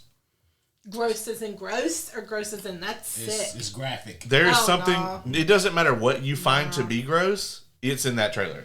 Yeah, I've heard, and I just haven't gone out of my way to watch it. It's probably not for me. I can just tell you from that. But I am very excited. Tiny Bookshop came out this year. I have not played it. I have it. It's so cute. I just got a cat, and so now I have a dog and a cat in my tiny bookshop. I want it really bad, but times and stuff, y'all. So I don't have it yet. But I want it really cute. bad. So, yeah, obviously we got E33 out there. I did actually play quite a bit of Jurassic World Evolution this year. I played the second one. The third one is out, and I want it.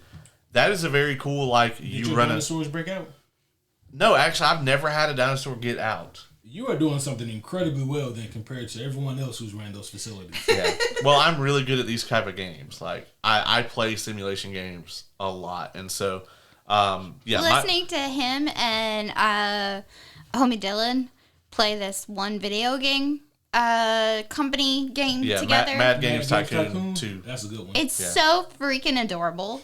It really is. Because they're like, how's your video game doing? And they're like, mine's not doing so great. And he's like, bro, I got you. And it will give them like advice. And they're like team bonding on like, how can we make this game better? And it's just, it's so cute. It's a great game. I need to do a playthrough of that. But obviously, the other game I have to bring up this year, and none of my people are in here right now, but Arc Raiders has taken over the interwebs. It won Best Multiplayer at the Game Awards. It should have won Best Sound Design. There were boos from the audience when it was not nominated. But this game has basically taken over the net. Such a tremendous game for what it is. It's an extraction shooter that's probably not going to be most people's cup of tea. It's very much a post-apocalyptic thing. You go out, you loot stuff, you try to survive. They actually just introduced a new thing called Cold Snap, where basically it's freezing, and if you are outside for more than about 2 minutes, your health starts to go down. Snow accumulates on him. Yeah, snow actually, it's like one of the visual cues is like snow actually builds up on your character. Like the developers, the details in the game are like so ridiculously good. Like if you're like looting something and your character's getting really cold, they'll stop what you're telling them to do and like rub their hands. And like you can like see their breath and stuff. It's tremendously good. You haven't played it, Ace? Are you not a multiplayer guy? It really depends on the game. In most cases I'm not, simply because I've reached that point in the age in life where like I don't have the time to get online to compete with other people. Yeah. So that's what kind of stops me from multiplayer is I know I'd be terrible at first. And so I don't even know if I could play long enough to like get good at it because everybody's just going to fucking spot me immediately. Like there's the weak link. Never play this game. It's not for you. I promise you. Okay. I don't know whether this is even for Ace. But like, yeah, I mean, you can go on a loot run and get like all the like amazing shit, and then you could die trying to get it out, and someone else gets it. You know, like there's no difficulty settings.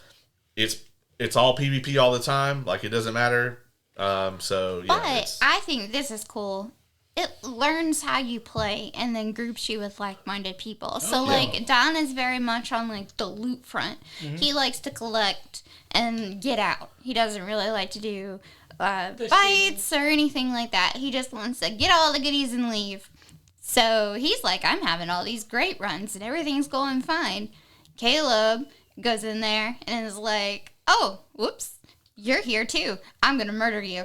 And he kills people like right away. And so his runs are a whole lot harder because he's always doing that to other people. So they put him with other people who behave the same way. Yeah, it's aggression-based matchmaking. So like if you shoot other players, it changes your algorithm where you're more likely to get matched up with other people who do that shit. That is clever. And we'll be like in a room looting, and then like the sound is such a huge part of the game.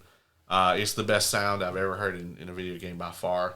And so like you hear somebody, like if you pry open a container, you can hear that shit for a way. So you hear like and we'll be like in the middle of looting some shit, and we'll hear that and be like, man, them people are right on the other side of this wall. You want to go kill them? Yeah. And then we'll go kill them. We'll see what they got. And we might lose, we might win. But that's just how the game, how the game is played. So it's very exhilarating. Yeah. You're always on your toes, and but you have to have a certain mindset to play the game. Like, if you're somebody that gets like salty about a video game, don't play this game ever, because like you just have to know, like anything that you bring into a match, you've lost it. Like you just have to have that mentality yourself of like, I have this equipment. As soon as I step in here, I've lost it. You have to have that mentality. Otherwise, you're gonna be very upset because you could walk in and be out there for 2 minutes and get sniped or killed or whatever, and you lose everything you have. I literally saw him the other day. It took him longer to load in than he was alive in the game. Yeah, and I have a very fast computer. Like, yeah, I literally loaded in longer than I was alive. And then you just come right back out. I mean... But then there are other times where he's, like, in there for, like, oh, crap, we got, like, 30 seconds to get to this thing. Yeah. We've been in there for, like, 30 minutes, And you could be in there 30 minutes and then die in the last 5 seconds and lose everything you did for the last 30 minutes. So... Yeah, that might make me upsetty spaghetti. Yeah. Yeah, I was going to say, that does not sound like anything like I want to do after a long day of work. No. After a long day of work, I want to spit wool colors until it saves the kitten. Yeah. I understand both worlds, 100%. Yeah, because, like, I love simulation games, and then I also love, like, shooters and stuff, so it's either way. Yeah. Yeah, I don't actually have a whole lot to report on the video game front, so... Mine will be brief. Obviously, E33 is one that I really got into. I got 2 into it, and I got ahead of myself in more ways than one. And now I am, the way I left off that game, I am very underleveled in like the 3rd act of it, and everything is very, very hard now. And I got distracted, got busy or whatever, so I haven't gone back to it, but I probably just start over at some point. I mean, really intriguing story that had me wondering what was happening next. Great voice acting, beautiful scenery and environments, art, gorgeous game, and I love the gameplay mechanics. That's probably the thing I loved about it the most is the modern take on the old school RPG game, and I kind of love that system because nowadays a lot of people treat those mechanics like they're old and dead and no one wants it, and this is proof that people still will play a turn-based RPG. I love a turn-based game. Yeah. I actually saw some comments when the Divinity trailer come out. Don and I were talking about this the other night, and somebody was like, when the Divinity trailer, they were like, I bet it's going to be some turn-based bullshit. And I'm like, yeah, it's going to be turn-based. It's Larian. Mm-hmm. Like, turn-based games are amazing. D&D is turn-based. Like all of the good Final Fantasy games are turn-based for the most part. Chess is turn-based. Imagine if it wasn't. Right, yeah. Oh, dear. Yeah. The Queen's Gambit would be a way different show. I need to watch that. It is on my watch list. It's good. It's tremendous. I watch it every year, basically. I'll watch through it every year. Yeah. There are some pop culture things that are on my, like, I want to fucking watch this thing. Ted Lasso is on there. And I will get to them eventually. Schitt's Creek is on there. So good. That's what my cup is. You need to watch all but one episode of Chernobyl. I have heard that's a rough one, and you told me about the one episode. There's only the one episode that is. Okay, well, you text me that one episode, and I'll save it in my notepad. Yeah, you can just skip that whole episode. Okay. Yeah. I want to watch Fallout, the show, but I've heard that there's an episode I need to, or at least a scene I need to skip. Oh, that dog's fine. Yeah. Okay. See, I heard they were throwing puppies into incinerators. Oh, they might do that. I don't remember. There's like there's a scene. It's like a montage flashback type thing, I think. Yeah. Okay. Yeah. Oh, there's a different scene I was thinking about. Those puppies are fine, I'm sure. Yeah. No actual animals are harmed in the filming of it.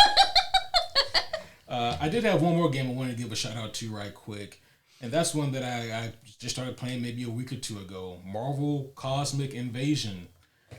It's just a fun. I don't know if you guys ever played like the old school Sega Genesis side scrolling. I think my beat 'em brother up? plays that game. Is that a cell phone game?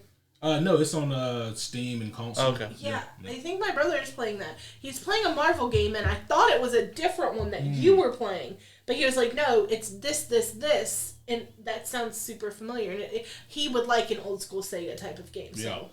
Yeah. And it's like a modern take on that. So, I mean, they have a really unique roster of characters. They have people you'll expect, like Captain America, Spider-Man, Wolverine, Storm. And then they have people that you wouldn't expect, like Bettery Bill. Bettery Bill's in the game? Oh, yeah. And he's amazing. I love Bettery Bill. That's amazing. Yeah. Rocket Raccoon's in it, So they have, like, a mixture of, like, characters who you know and love, and maybe characters who you don't know. Like, who is this horse-faced Thor-looking dude? Like, he's incredible. That's who he is. There's like a ton of Marvel video games right now, and then DC, don't know, couldn't tell you. Yeah, I guess maybe until this merger settles, we probably. I wouldn't count on it. Netflix said they didn't assign any value to Warner Brothers Games division. Well, never mind. When they were calculating the buyout. Replaying the Arkham games, it is. Maybe they'll sell the Nemesis system to someone else who will actually fucking use it. Yeah, fun times. But yeah. Because there's Marvel, the Marvel game that you played on the cell phone. What's it called? Strike Force. Strike Force. Yep. And then there's Marvel Snap, which is huge. Yep. And then there's that game, and then there's Marvel Rivals, which is also huge. Yep. I think Marvel Rivals is the one you were playing, right? Mm-hmm. I was playing it for a little bit. Okay, and that is not the one Jacob was playing, my brother. Marvel James Rivals is really big into that, and Dispatch, which isn't Marvel, but he likes it. Dispatch is huge. You told me about Dispatch, I think. Yeah, it's got most of the Critical Role voice actors in it. Aaron Paul is actually the main character. Really cool concept for a game. It's definitely on my list. Definitely something I want to play as well. They also have like a tavern simulator game that a lot of people are playing where like you like open and run a fantasy tavern. And it's just kind of a really cozy, kind of cool game. So I want to check that out too. I think that's on my I want to try it list. Y'all want to move on to TV shows? Yes. I'm going to go first on this one though. When we talk about TV shows, it's the only thing in bold on my paper. I'm going to talk about Andor. Fuck yes. This, to me, I mean, we haven't seen all of Stranger Things yet. We've still got 4 more episodes to go, and I am really loving it. But for me, the TV show for 2025 is definitely season 2 of Andor. Like, we had a lot of concerns about, like, the format and how they were releasing it and how, it was possibly going to feel rushed, that like we got the first year in one season and then we're going to get the other 4 years in season 2, But the format, the way that it all played out, the last couple of episodes, I mean, I think it was episode, like the penultimate episode, I think. I mean, really, all of it was stellar, but I think like the last 4 or 5 were just on another level even from that. But man, there'll probably never be another TV show like this, at least not for some time. The amount of time and effort and money that Disney put into this, it was really something special. And it's going to be a loser for them financially. I mean, unless, there's just a ton of streams for it on Disney Plus and they consider that to be a win or whatever. But they don't really seem to care. They seem to have known that going into it. And it really showed us what Star Wars could be if, like, Kathleen Kennedy wasn't running it. And I think it is as someone who's such a huge fan of Ahsoka, for me to say that this is the best Disney Star Wars product, hands down, I mean, that's huge. So I really liked that it showed us what Star Wars was like without a Jedi. yeah, So that was kind of refreshing. yeah, 100%. You're welcome. Because you didn't want to watch Andor, the first season. I didn't. Yeah, because I will never, ever... That's like the one I got, man. Yeah. That is the one that I got where I was on something before you, and I was like, nah, you need to not listen to that, and you need to just watch it. well, I watched Rogue One, and I couldn't tell you the fuck Cassian Andor was. I didn't give a single shit about no Cassian Andor when I watched Rogue One, because that movie back in 2016, whenever it came out, I slept through 70% of it. When I watched it on opening night in theaters, and then I watched it again later, and I still just thought it was okay. I appreciate the hell out of that movie now for very different reasons than anything I would have cared about at the time, and a lot of that has to do with like Mon Mothma, with Cassian, and I'll say, and we talked about this in the finale of Andor, is that the character of Jyn Erso is absolutely atrocious in that movie now, having seen Andor, right? Mm-hmm. Because you're like, who the fuck is this bitch? Mm-hmm. Like, how dare she try to tell Cassian anything about the rebellion and what life in the rebellion is like? You're just like, can we get an extra cut of this where he just backhands the shit out of her and like the credits roll? Because, but yeah, this show, I mean, Stellan Skarsgård never fails. Like, always. I love a Skarsgård, and I know that one of his sons is not your favorite. But two of them are real good. I love a fantastic. Skarsgård. Sure. Thank you. I agree. Yeah. But yeah. If their last name is Skarsgård, I'm probably watching that motherfucking movie. I mean, this is not a hot take. Their dad is the best actor out of them, though. I disagree. I mean, that's okay. But you could be wrong. I mean, it wouldn't be the first time tonight, so it'll be fine. It'll be fine. It wouldn't be the first time tonight. I think Alexander's the best. Nah. That's a personal preference. That's okay. I mean, like, obviously, like, visually, sure, but, like, because he's got the cum gutters, and I don't think Stellan has those, but... Which one is Eric Northman? That's Alexander. That's Alexander. Okay, yeah. Yeah. He was in a movie. Oh my god, he was so good in it. He played The Northman. The Northman. Yeah. That's fantastic. Oh my god, it's so good. Yeah. Like and then he's got this very, very LGBTQ movie coming out that I don't know much about, but I want to go see. He was in Succession. His range is incredible. Yeah. So, yeah. He was Eric Northman. Yep. That was where I was introduced to him, and I think I was on that train since then. Yeah, I agree. I mean, I loved him in I'm going to rewatch that this year. Go ahead. I rewatched True Blood a couple years ago, actually. And I really loved the first 3 seasons a lot, like, just as much as I did the first time. And then I felt the same way. Like, I never watched, was 5 the last season? I don't think I got all the way through to the end. When they started doing the fairy stuff, I think that's when I was out. That's what happens sometimes with series, I feel, is they just don't know how to stick a landing. And that's not even, it gets way worse from there. You just think that that's where it gets bad, but it gets real. Like, that last season's unwatchable. Like, I just hate watched it, and I was like, no, this should have ended at the end of, like, season 3 for sure. So, but yeah, I had Andor,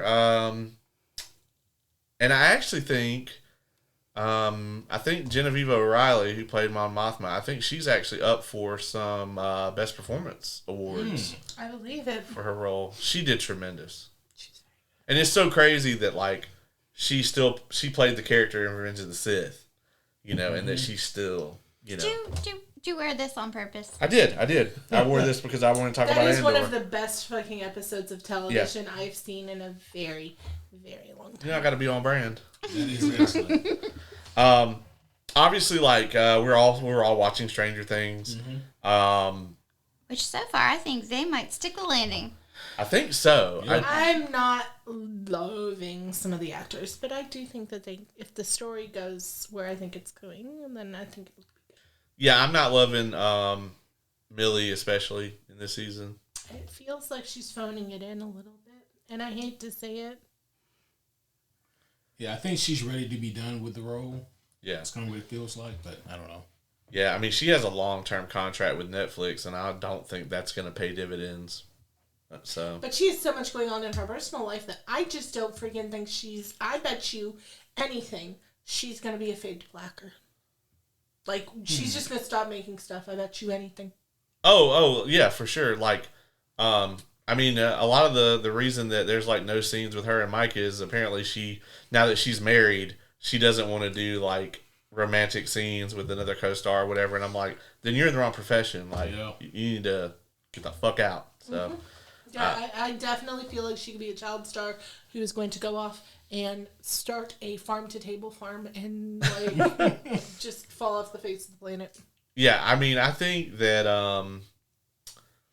like, out of the main cast, right, like, Dustin and Lucas, those actors are going to be fine. Yeah, because they do Broadway, they do so many other things. Yeah. Sadie Sink. Oh, yeah. Oh, yeah, the red-headed Yeah. one. Oh, yeah. Sadie Does Sink is Broadway. going to be the most famous of all of them. I mean, she already is, really. I mean, Yeah. she's in the new Spider-Man movie. It's coming out. It's rumored that she's actually going to be the villain in that from some of the trailer leaks, but we'll see. So, there's lots of redheaded characters in the MCU. Yeah. So, I know that the three of us are watching. Have you started Mighty Nine? I have not.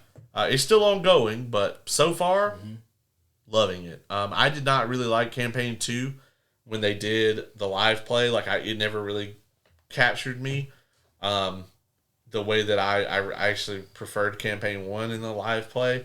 But I think when it comes to the show, I think Mighty Nine actually might be far and ahead. And nothing against Vox Machina. I love Vox Machina, but just Mighty Nine is a lot more serious. Mighty Nine is amazing. That's what I keep hearing. It's so good. So good. You seen that, Lauren? I have. It's a lot more I am serious. 2 episodes behind because one came out today that I haven't watched yet because I have not watched last week's episode yet because I've heard from people that I need to have my fast forward button ready for a scene with a horse. And so You have to I've get been more putting. clarification when you say a scene with a horse on the internet. Okay, sorry. She wouldn't be fast forwarding through it if it was. No, I'm into that. No, well, not bestiality, but if the horse was a monster that was consenting, then that checks some boxes for me. Smut However- is fabulous in Ace's face. However, an mean- animal that is non-consenting is not up my alley. I think if the horse is doing all the pushing, that's consent. You know what? We're going to keep on walking. Yeah, I'm just gonna edit 206. I'm editing it a minute. I have heard that a horse gets gravely injured, and I have yet to push through that episode, so I am 2 episodes behind. However, funny story, I started watching episode 3, I think it was, and I forgot I was watching one of my German sitcoms, and so this episode starts, and it's in German with the English subtitles, and I'm watching, and the whole beginning of it is, Caleb. and I'm like, oh yeah, this is totally on brand and this totally makes sense. It wasn't until Noct started speaking German that I was like, wait, I gotta fix my shit. Yeah, because one of the characters, Caleb, not this Caleb, but Caleb in No the relation. show, he speaks, It's like a German. made-up language, Yeah, but it Simeon? is German. yeah, it's German, but he speaks Simeon in the show. Yeah. And that's basically German, and so it's So I got like hilarious. 10 minutes into episode 3 before I realized that my audio was wrong. That's fabulous. Do we want to talk about the letdown of the year? We The can, other because I did Pedro? watch 2 episodes. Okay. And you watched the best 2. Like the Oh, first. that's the best. If you think I that started 3. if you think that the first 2 episodes are bad, the first 2 episodes are probably like it's only downhill from there. Doesn't, you know who die in 3? Isn't it episode 3? Is it the end of 2? Or where is it?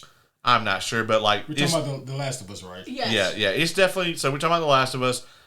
Joel dies. If that's a spoiler to you at this point, I don't know why you've been watching this show. I stopped watching when Joel died. Yeah, you and probably about a third of the audience, if not more.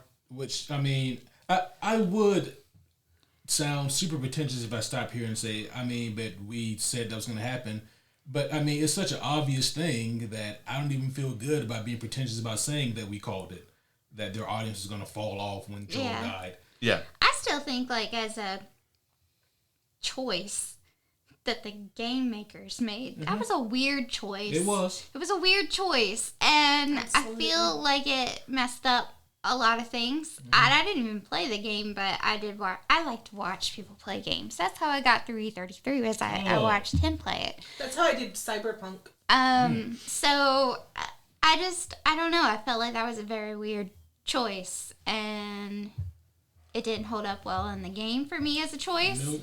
And it sure as hell didn't hold up in the show as a choice. Not that I ever watched the show. I really liked the first season. Yeah, the first season just I on its take own. that back. I did watch one episode of the first season. Oh, yeah, that's true. Yeah, you did. You watched the infamous episode from The first season. infamous. Yeah. Yep. And that episode is amazing. But season 2 just the game has the same problems the show has, and then the show has even more problems because the show had an opportunity To fix it. and instead the show just doubled down. And then they were like, we're also going to make a bunch of new mistakes. And honestly, like, I will be shocked if HBO continues the show past season 3. I'm gonna tell you guys right now. Craig Mazin and everybody else is working on this.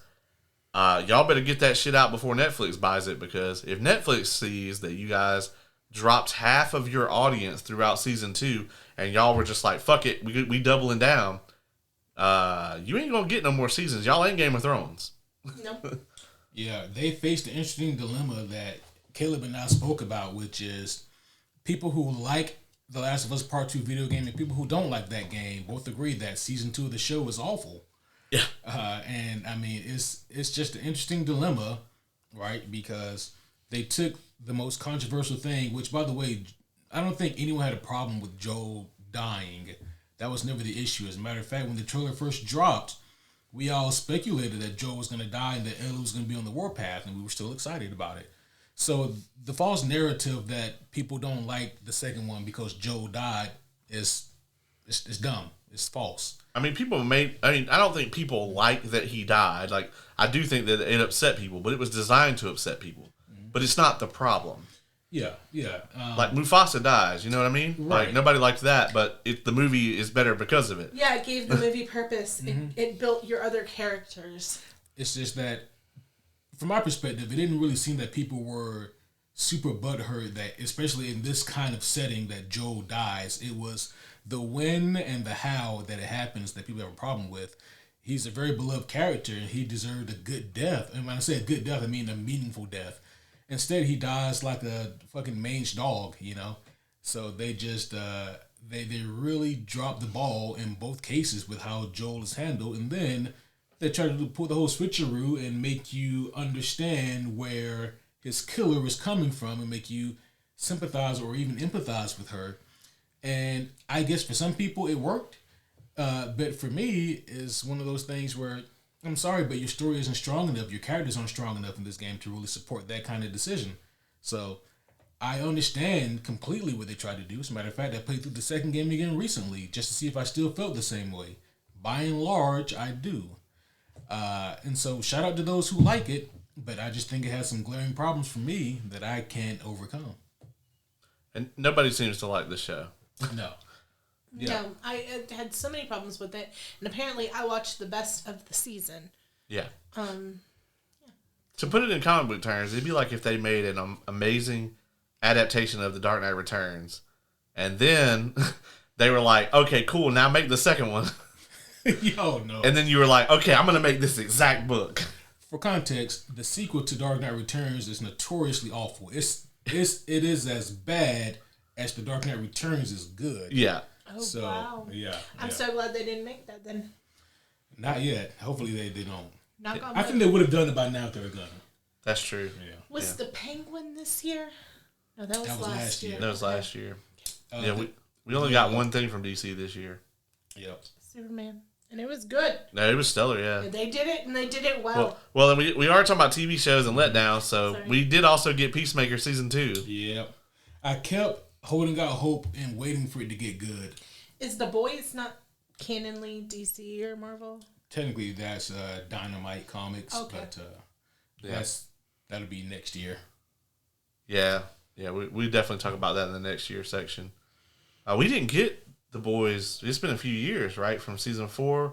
We got Gen V this We year, got Gen V this year. which was quite good. Yep. Go check out our review. I guess before we get into another bad thing, The Pit came out this year. Yes. Oh my god, so good. And we're getting season 2 in like a few weeks. I saw the trailer just today for season 2 of The Pit because I was watching Superman, and I got the trailer for it. Not a medical drama person at all. Thought it was amazing. Couldn't put it down. We went for a walk So and he good. was like, "You need to watch this show," and I was like, "Okay, well, I've only really ever liked like one character really in like a drama, and that was like Noah Wiley's character, John Carter, in ER," and he was like, "That's who this is," and I was like, "Sign me up, let's go." Yeah, I was like, "You're gonna." I got just the show for you because Noah Wiley is playing the main character. I had no idea he was in ER. Yeah, he was I- my favorite doctor from ER. Yeah. So I was like, "Okay, I'll watch it. It's got Noah Wiley in Yeah. it. Sure, let's go." I even watched it when he was a librarian that was not a librarian. So let's go. He's basically playing the same character, just like changed just enough to not get sued. Yeah. You know. I have some other really goods that I don't know if anybody else watched, but maybe some people in the Homieverse watched. Okay. Go ahead and So, hit us with it. We know. infamously, Maxton Hall dropped this season 2 this recently, probably within the last few months. Is that the name of it? Yes, it's called Maxton Hall. It is a German. It's basically German Euphoria. I've talked about the show to you before. I highly recommend you watching it in German and then doing the subtitles of English on the bottom because they have gotten some controversy in season 2 that they used AI voice acting for the English dub. And I don't know how true it is. I don't know how false it is, but in German with the original, it is a German company, a German production. It is on Amazon Prime. Phenomenal acting, phenomenal storytelling. I really am a Maxton Hall fan. Think it's really well done. So if you are into teen dramas with drugs and acting out and things like that, give Maxton Hall a try. You're making it sound rough now. You know. Well, I'm trying to sell it, but I also want to sell it to the right audience. I don't want Ace to click on Maxton Hall because it came recommended by Lauren, and it's not for you. Is It's not Sydney for Sweeney you. naked in it? No. Yeah, pass. There's a gentleman who I believe is mostly naked, but no, Sydney Sweeney is not. And Ruby Bell is actually quite a conservative young lady. She is the main female character. It is the boy, James Beaufort, who is wild. So There is no conservative character in. Euphoria. Euphoria. That's what I've heard. I've not watched it, but that's what I have heard. Well, your boy is in it, Jacob Elordi. So I know he is. He's not really my boy. I did not find him attractive until Frankenstein. Wow. Oh, okay. This Well- story gets deeper. Well, it's very easy in Euphoria to just hate him. Like he's just an Okay. awful. Like his character is just so awful. Yeah, I've seen him in a few things actually, and yes, he's 6'9", and that's highly attractive. Is he really that tall? Yes, he's really that tall. Damn. He is 6'9", and that's fucking attractive. For Nice. context, Don is 6'3". I have a brother that's ridiculous. 7 feet flat. He got kicked out of boot camp because he could not fit the uniforms properly. Jeez. Yeah. Wow. Just big old Germanic people we are. They just got to get him a camo stretch onesie and get done with it. He was supposed to be in a tank, too. I don't know who the fuck let him pick that job.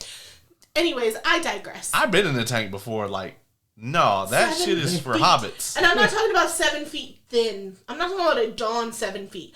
I'm talking about a Slavic 7 feet. Like, Brock Lesnar 7 A feet. Skarsgård. Like, he is the biggest man you've ever seen. He wouldn't fit through that doorway. And he joined the military and obviously got sent home. It's probably for the best, I mean, because they're going to aim for him first. Yeah, true. No. So maybe that's why they were putting him in a tank. I don't know the answers to these questions. They'd be like, the U.S. has a Goliath? Galacticus has landed. Well, shoot him. And the second show I have to talk about, I would be digress if I didn't talk about, and Caleb knows it's coming. Oh, yeah. It is. It's coming for sure. It is Heated Rivalries. How are you watching? I am not watching yet, but I have heard It is so much. unbelievably good. If it was just gay porn, okay, that's what it is. still fucking cool. What? But the It's what it is. story is fucking so good. It is a show that is a Canadian show. It's originally only supposed to be done on Crave, which is a Canadian television station. Okay. But it is based off of a very popular book series by Rachel Reed, okay? And it is a male hockey series, okay? So not everybody plays hockey, but at least one person per book plays hockey, okay? Only in the two Heated Rivalry books do both players play hockey. Most of the time it's a hockey player and another young man or gentleman, sometimes they're older, that they meet. But anywho, They do all play polo, but only some of them play hockey. very, very popular book series. Like They can all swing a tremendously stick, so. but they don't all play hockey. Okay. All right. The hype, Yep. the hype of it over the fall hit astronomical proportions from people who were trying to figure out how to watch the show on a VPN because Crave, you can't get Crave here in the US or other places in the world. Like, it is a Canadian broadcasting station. I couldn't even find it through like other methods. So, at the last minute, I'm talking the last minute, HBO said, nah, we're going to air it, and we're going to air it live at the same time that Crave airs it, and we're going all in on this fucking program. And it has been massive for them. Like, the streams have been insane. They've talked about how insanely popular this show has become. Okay, so like on a book to visual format, Yes. are we talking about like Dark Brotherhood or?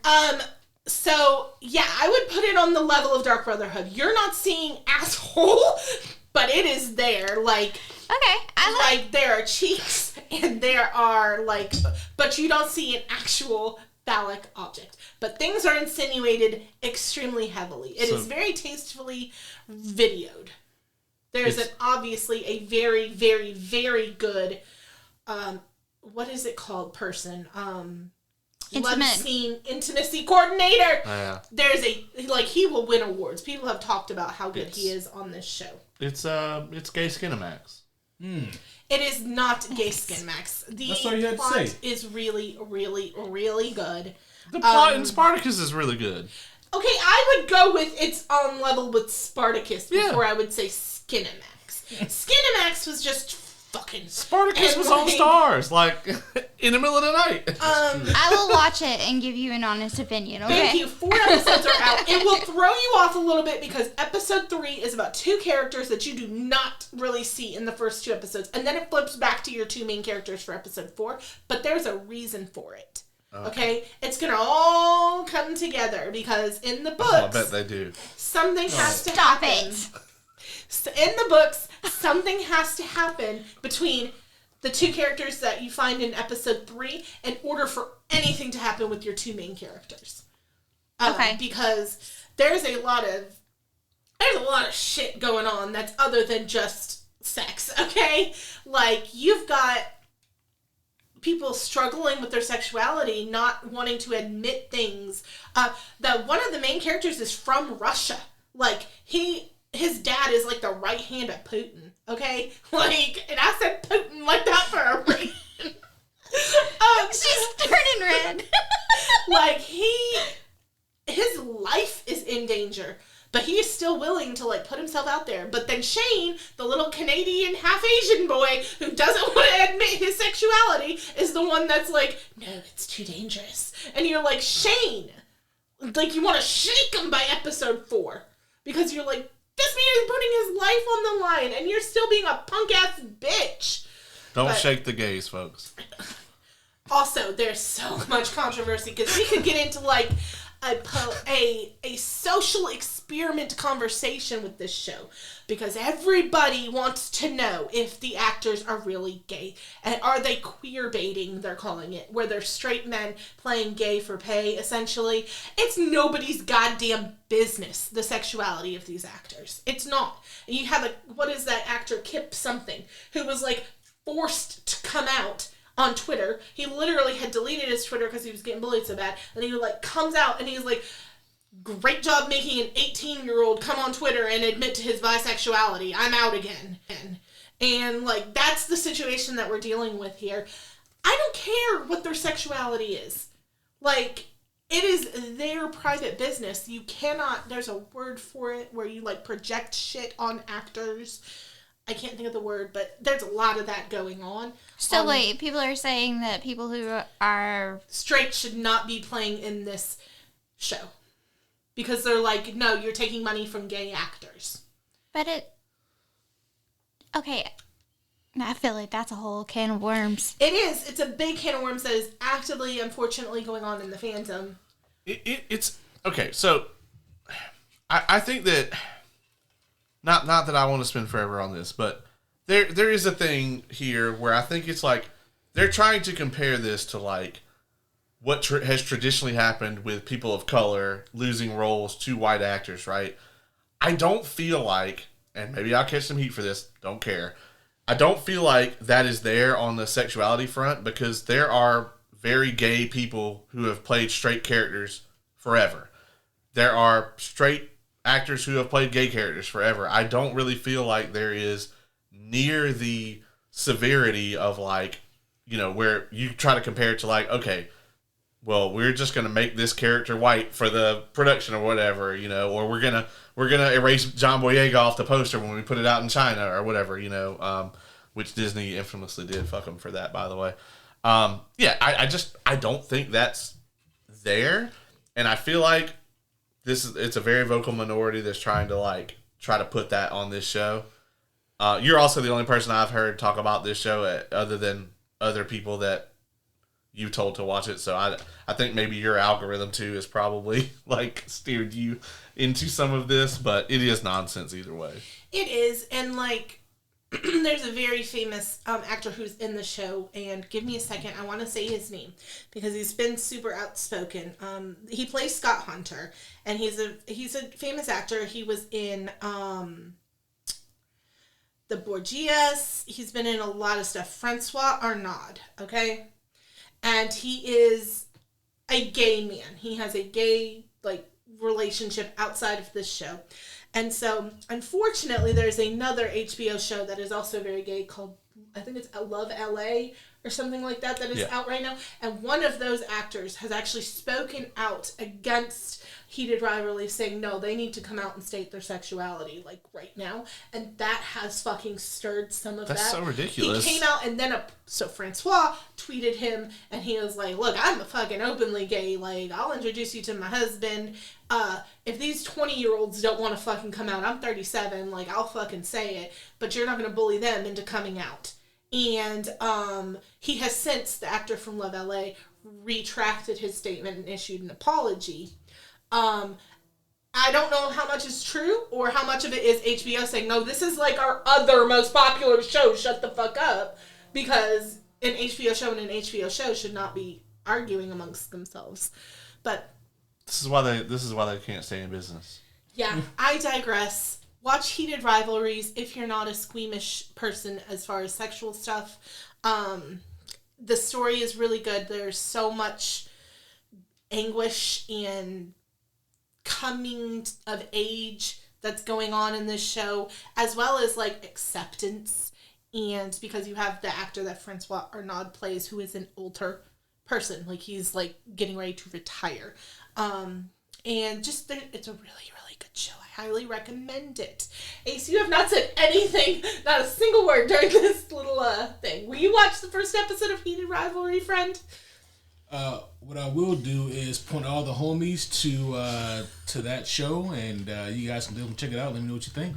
I definitely would like to know what you think about it, Kay. I will watch it and I will give you my opinion. Because Please do. the only other person I know that watched it was just like, this is just porn. Okay, so here's my thing is, I think it's probably going to be comparable to Dark Brotherhood, which I don't think you would like. Oh, no, I know I wouldn't. Yeah, no, I saw the trailer for that shit. Which... I showed them the trailer for that. Yeah, me and Ace watched the trailer for that. Oh, I thought I deleted that. Oh, man. Yeah, so here's my thing. I like things like that. So, and I read a lot of smut. So I'm down. Let's give it a go. I think it's for you. The 5th episode comes out Friday, and there's only 6 episodes. So if you wait like 2 weeks, you can binge the whole first season. They did get picked up for a second season already. I might do that. I don't know. I'm not a hockey romance girly. Actually, I'm just really not a sports romance girly in any way. They do not play a lot of hockey. But that's okay. Yeah, it is more emotional turmoil conversation stuff. Very little hockey. See, I thought it was just going to be Mighty Ducks with fucking, and I could probably get behind that. So. No, it is a lot of, like, figuring out who you are. Yeah. Well, on that note, we are 2.5 hours in. Yep. Mighty Ducks with fucking. I let it slide. He said it to me multiple times, and I'm like, no, it's deeper than that. They could call it Mighty Fucks. Not with you, Caleb. But those are my shows. Okay. Well, I guess I'll do mine now. Is that okay? Yeah, and then we'll talk about some 2026 so we can get out of here. And some events. Hasn't talked about his. Yeah, we can do that too. Yeah. Yeah. Okay. So I really like K-dramas. K-dramas. Yeah. Like Korean dramas? Yeah. Yeah. One of my favorite ones this year was Castaway Diva, which actually I don't think it came out this year. I just watched it this year, and it was really, really good, and I liked it. It was a musical. That's fun. Then it was very good. My favorite comedy that I watched, the newest season just came out, and that's Resident Alien. That's on Netflix, right? Well, the first 3 seasons of it are on Netflix. The newest season, I think, is on Amazon. Oh, okay. Maybe? I'm not sure, to be honest. I've heard about it. But it's really funny. I enjoy it. It's delightfully stupid. I like delightfully stupid. What is the plot of Resident Alien? Because I'm thinking Alien could be a lot of things.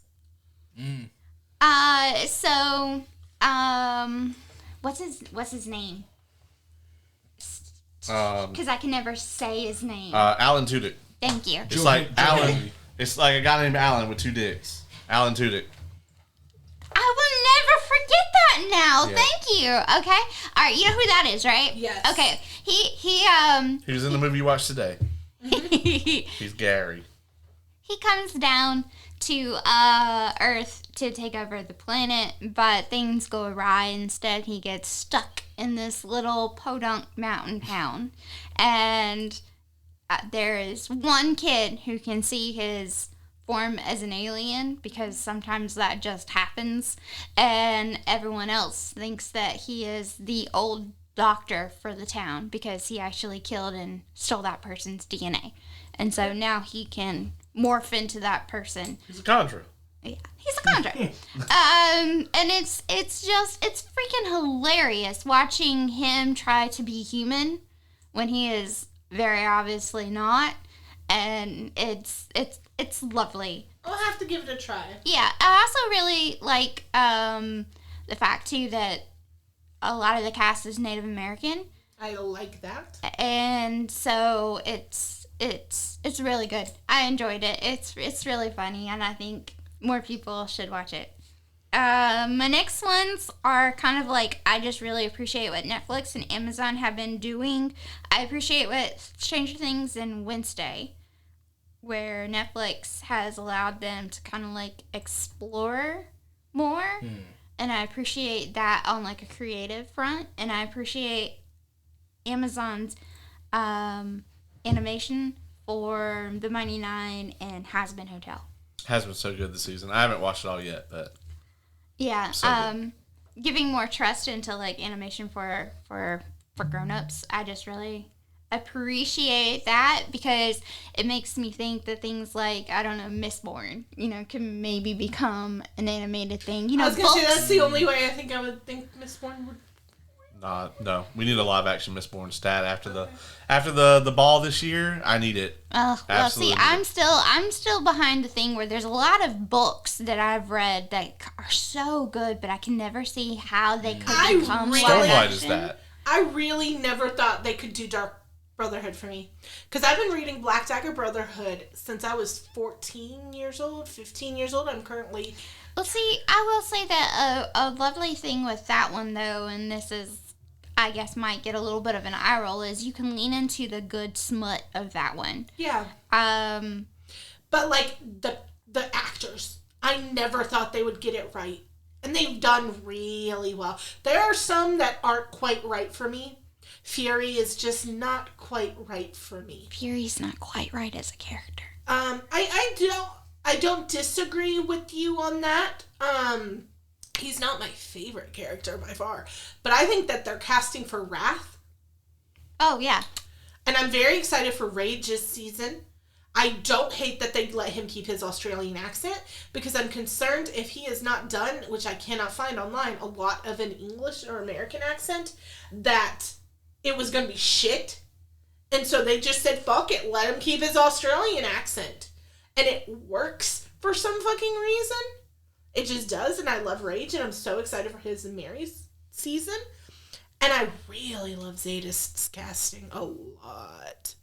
So... yeah, I never thought I'd be happy with the casting for a show and like that I'm so beloved in the book series, but I am. Yeah. I just think that a lot of books and a lot of stories do better in an animation style retelling than necessarily in a physical, live action.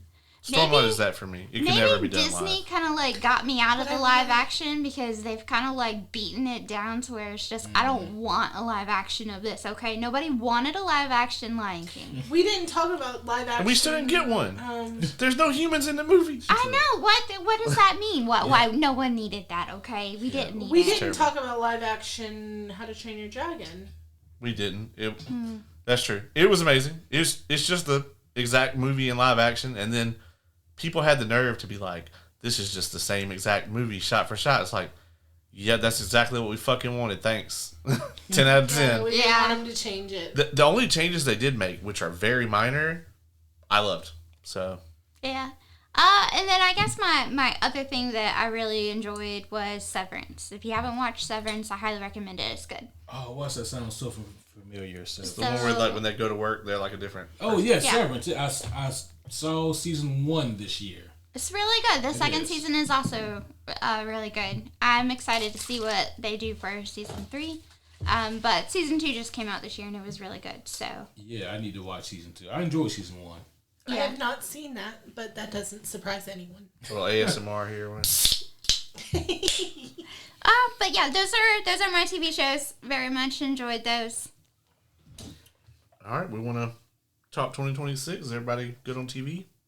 Did you have any more shows, Ace, to speak on? You kind of put your words in on Andor and Stranger Things.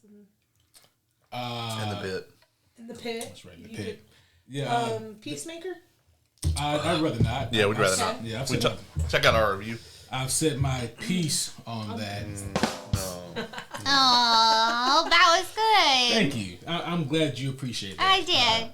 The only TV show I had left to talk about that I really wanted to speak on was Welcome to Derry. Oh, I've heard really good things about that. Phenomenal TV show. I mean, Pennywise ain't fucking around this time around. Like I guess he's tired of the bullshit. But it's a phenomenal show. It really digs deeper into like the lore of Pennywise, a little bit of like where he came from, like why he does what he does, and just a really, really cool cast of characters overall. Really complex cast of characters in a really interesting time period. I think that the show is phenomenal for so many reasons, but it does not feel like Stranger Things, and I guess also I credit to Stranger Things. It didn't feel like it, so it's just interesting how it feels like its own unique kind of property, and the series or the season just wrapped up. Tremendous stuff, and I can't wait to see what they do with these next 2 seasons. I've been hearing good stuff. Yeah. I don't think the show is for me because I'm not a big horror girl. If you're not into horror. But I can appreciate the fact that I've heard nothing but great things about it. Yeah. How do you feel about kids like dying and shit? No, Okay. I mean, I'd rather a kid die over an animal, but not like, it's still not like my choice. It's not my favorite thing. I'm not going for it. Cool. Unless you're Franklin. Franklin? The baby. turtle? No. Oh, Richards. Franklin Yeah, Richards. fuck him. The baby. Yeah. It's not fuck him. It's fuck Earth getting eaten. Okay. I know, I was just giving you a hard time because it was funny. Right. But there was a third option where they don't turn Franklin into Galactus, and they save the Earth. But that third option almost didn't fucking happen because they shot with poking the eye in Fate Baby. So Yeah, well, it worked. It worked because Silver Surfer came through. Had she not, exactly. Had she not come through, Earth was done. Well, we got Doomsday coming out this year, and they probably didn't save it for long. So well, I'm sure the movie's not called Doomsday because everything's going to be happy and they're all going to be sitting around the campfire singing songs. And Now, Doomsday is Marvel.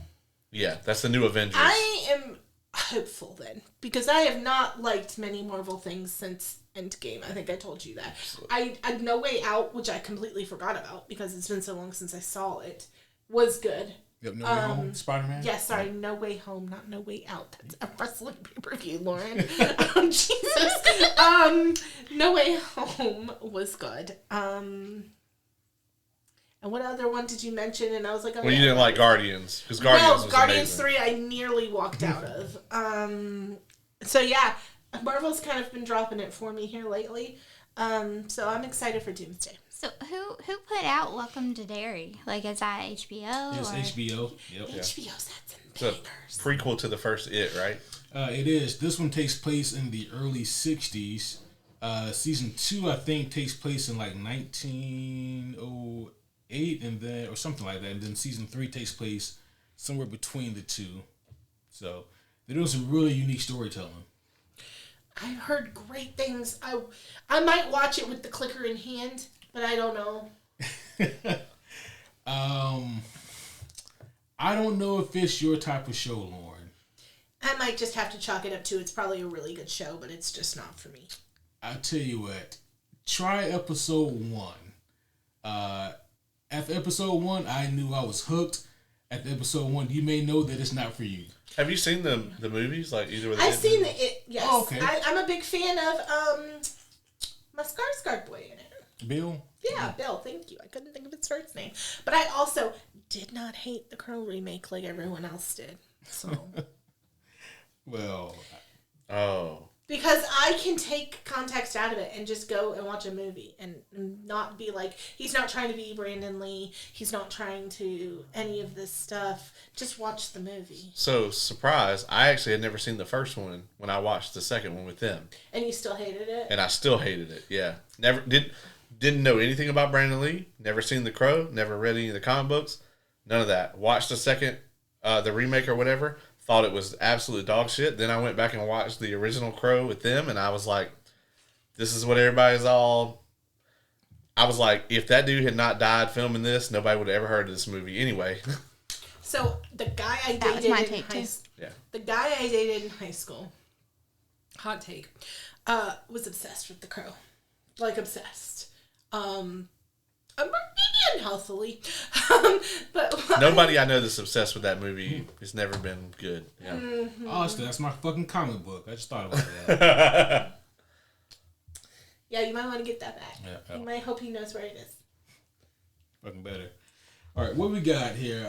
2026. Events. Do we want to close out 2025 with events we went to? We can briefly And talk then about we'll some do events. The 26th. You did lose your Dragon Con cherry this year. I did, and I am so happy about it. Like, it was so much fun. It's my first con, my first anything like that. I have done festivals, but festivals are very different than cons. Like, cons feel indoors, where festivals are, like, outdoors. So I've done festivals, but not cons. You're so fucked when you go to other cons now. You started out with Dragon, so... I think I'm going to Momo. Now, Momo this year is going to be lit, though, because it's the first time that they're going to be in both wings of the thing. So the layout probably won't be awful. And then also the entire Critical Role cast is going to be there. So, like, this is the most hyped I've ever been for a MomoCon. But if I do go to MomoCon, I will have a 17-year-old with me. And so I may be experiencing it a little differently than I did Dragon, where I was just, like, doing whatever the fuck I wanted to do. Yeah, this is very... I mean, it's the one to bring her to, though. Yeah, Momo is very... Well, my kids love Momo. Mm-hmm. Yeah. They're like... They love Momo, so... She's really into anime, and I think Momo's more anime, I think, than... Not that Dragon Con isn't. It's just, I would say, of the two, it's more, this is anime. That's what it feels like. Momo is very anime and video games. Like, that's the main two things it's focused on. Well, that's good, because she's got her ride or die animes that she loves. So I'm hoping she will have a good experience. She can tell me what the cosplays are. Yes, she absolutely probably could. Because I plan to order one of our WTF NBA shirts. You can get those on our store right now for the low price of whatever they cost. And I plan to wear mine to MomoCon.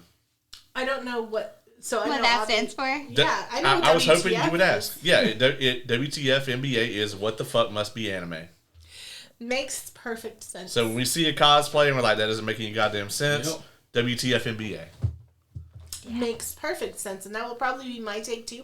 Though I have gotten better because of Sophia. Like, a lot of times she'll put them on the TV, and I'll be like, what are they doing? They're cooking in a dungeon? Okay. Oh, that's so cute. I love that one. Campfire Dungeon is like one of her favorites. She's really into Apothecary Diaries too. Also like that one. Yeah, she's got a handful of them that she like really is into, and they're not the most popular. Like, I figured she'd be like a, I don't know, SEAL Team 6. Isn't there one like that? No. Probably. My hero is the my really hero, popular one. or like a sword hunter. There's something. Sword Art Online. Thank you. There's like a bunch of them that I've heard of, and I figured she'd be into like those, or like the basketball team one. Yep. Okay. There's a lot of sports anime. Yeah. So, but no, she's into like kind of obscure ones. So I like that. They're all kind of obscure to me at this point, to be honest with you. Yeah. Dragon Con this year, I mean, as always, very awesome. I'm really looking forward to next year. I think it's going to be incredible. But yeah, I agree. MomoCon is probably going to be really, really lit. I mean, the entire Critical Role cast being there, it's going to be a lot. We'll find out if I'm a vendor in January. I applied to MomoCon. That's awesome. I was a vendor last year, so hopefully I'll get in again. Also, your dress, you guys did a really cool trip. Yeah, we went to Universal. We did. We got to go to the Epic Universe. Phenomenal trip. Amazing. I highly recommend Fast Pass thing. Yeah, they're very expensive at Universal, but they also work. So I went once to Universal a few years ago without the Fast Pass, but I had Disney Fast Passes, and the difference was astronomical. And I was like, I'll never do Universal again without a Fast Pass. I will also say, this year I've had to rely on like mobility aids and stuff more.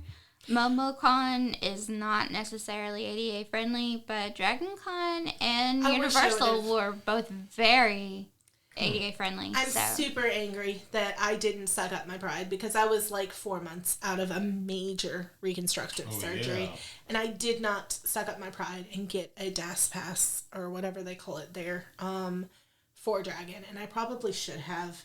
And I still had an amazing time though. Yeah. Yeah. For sure. Yeah.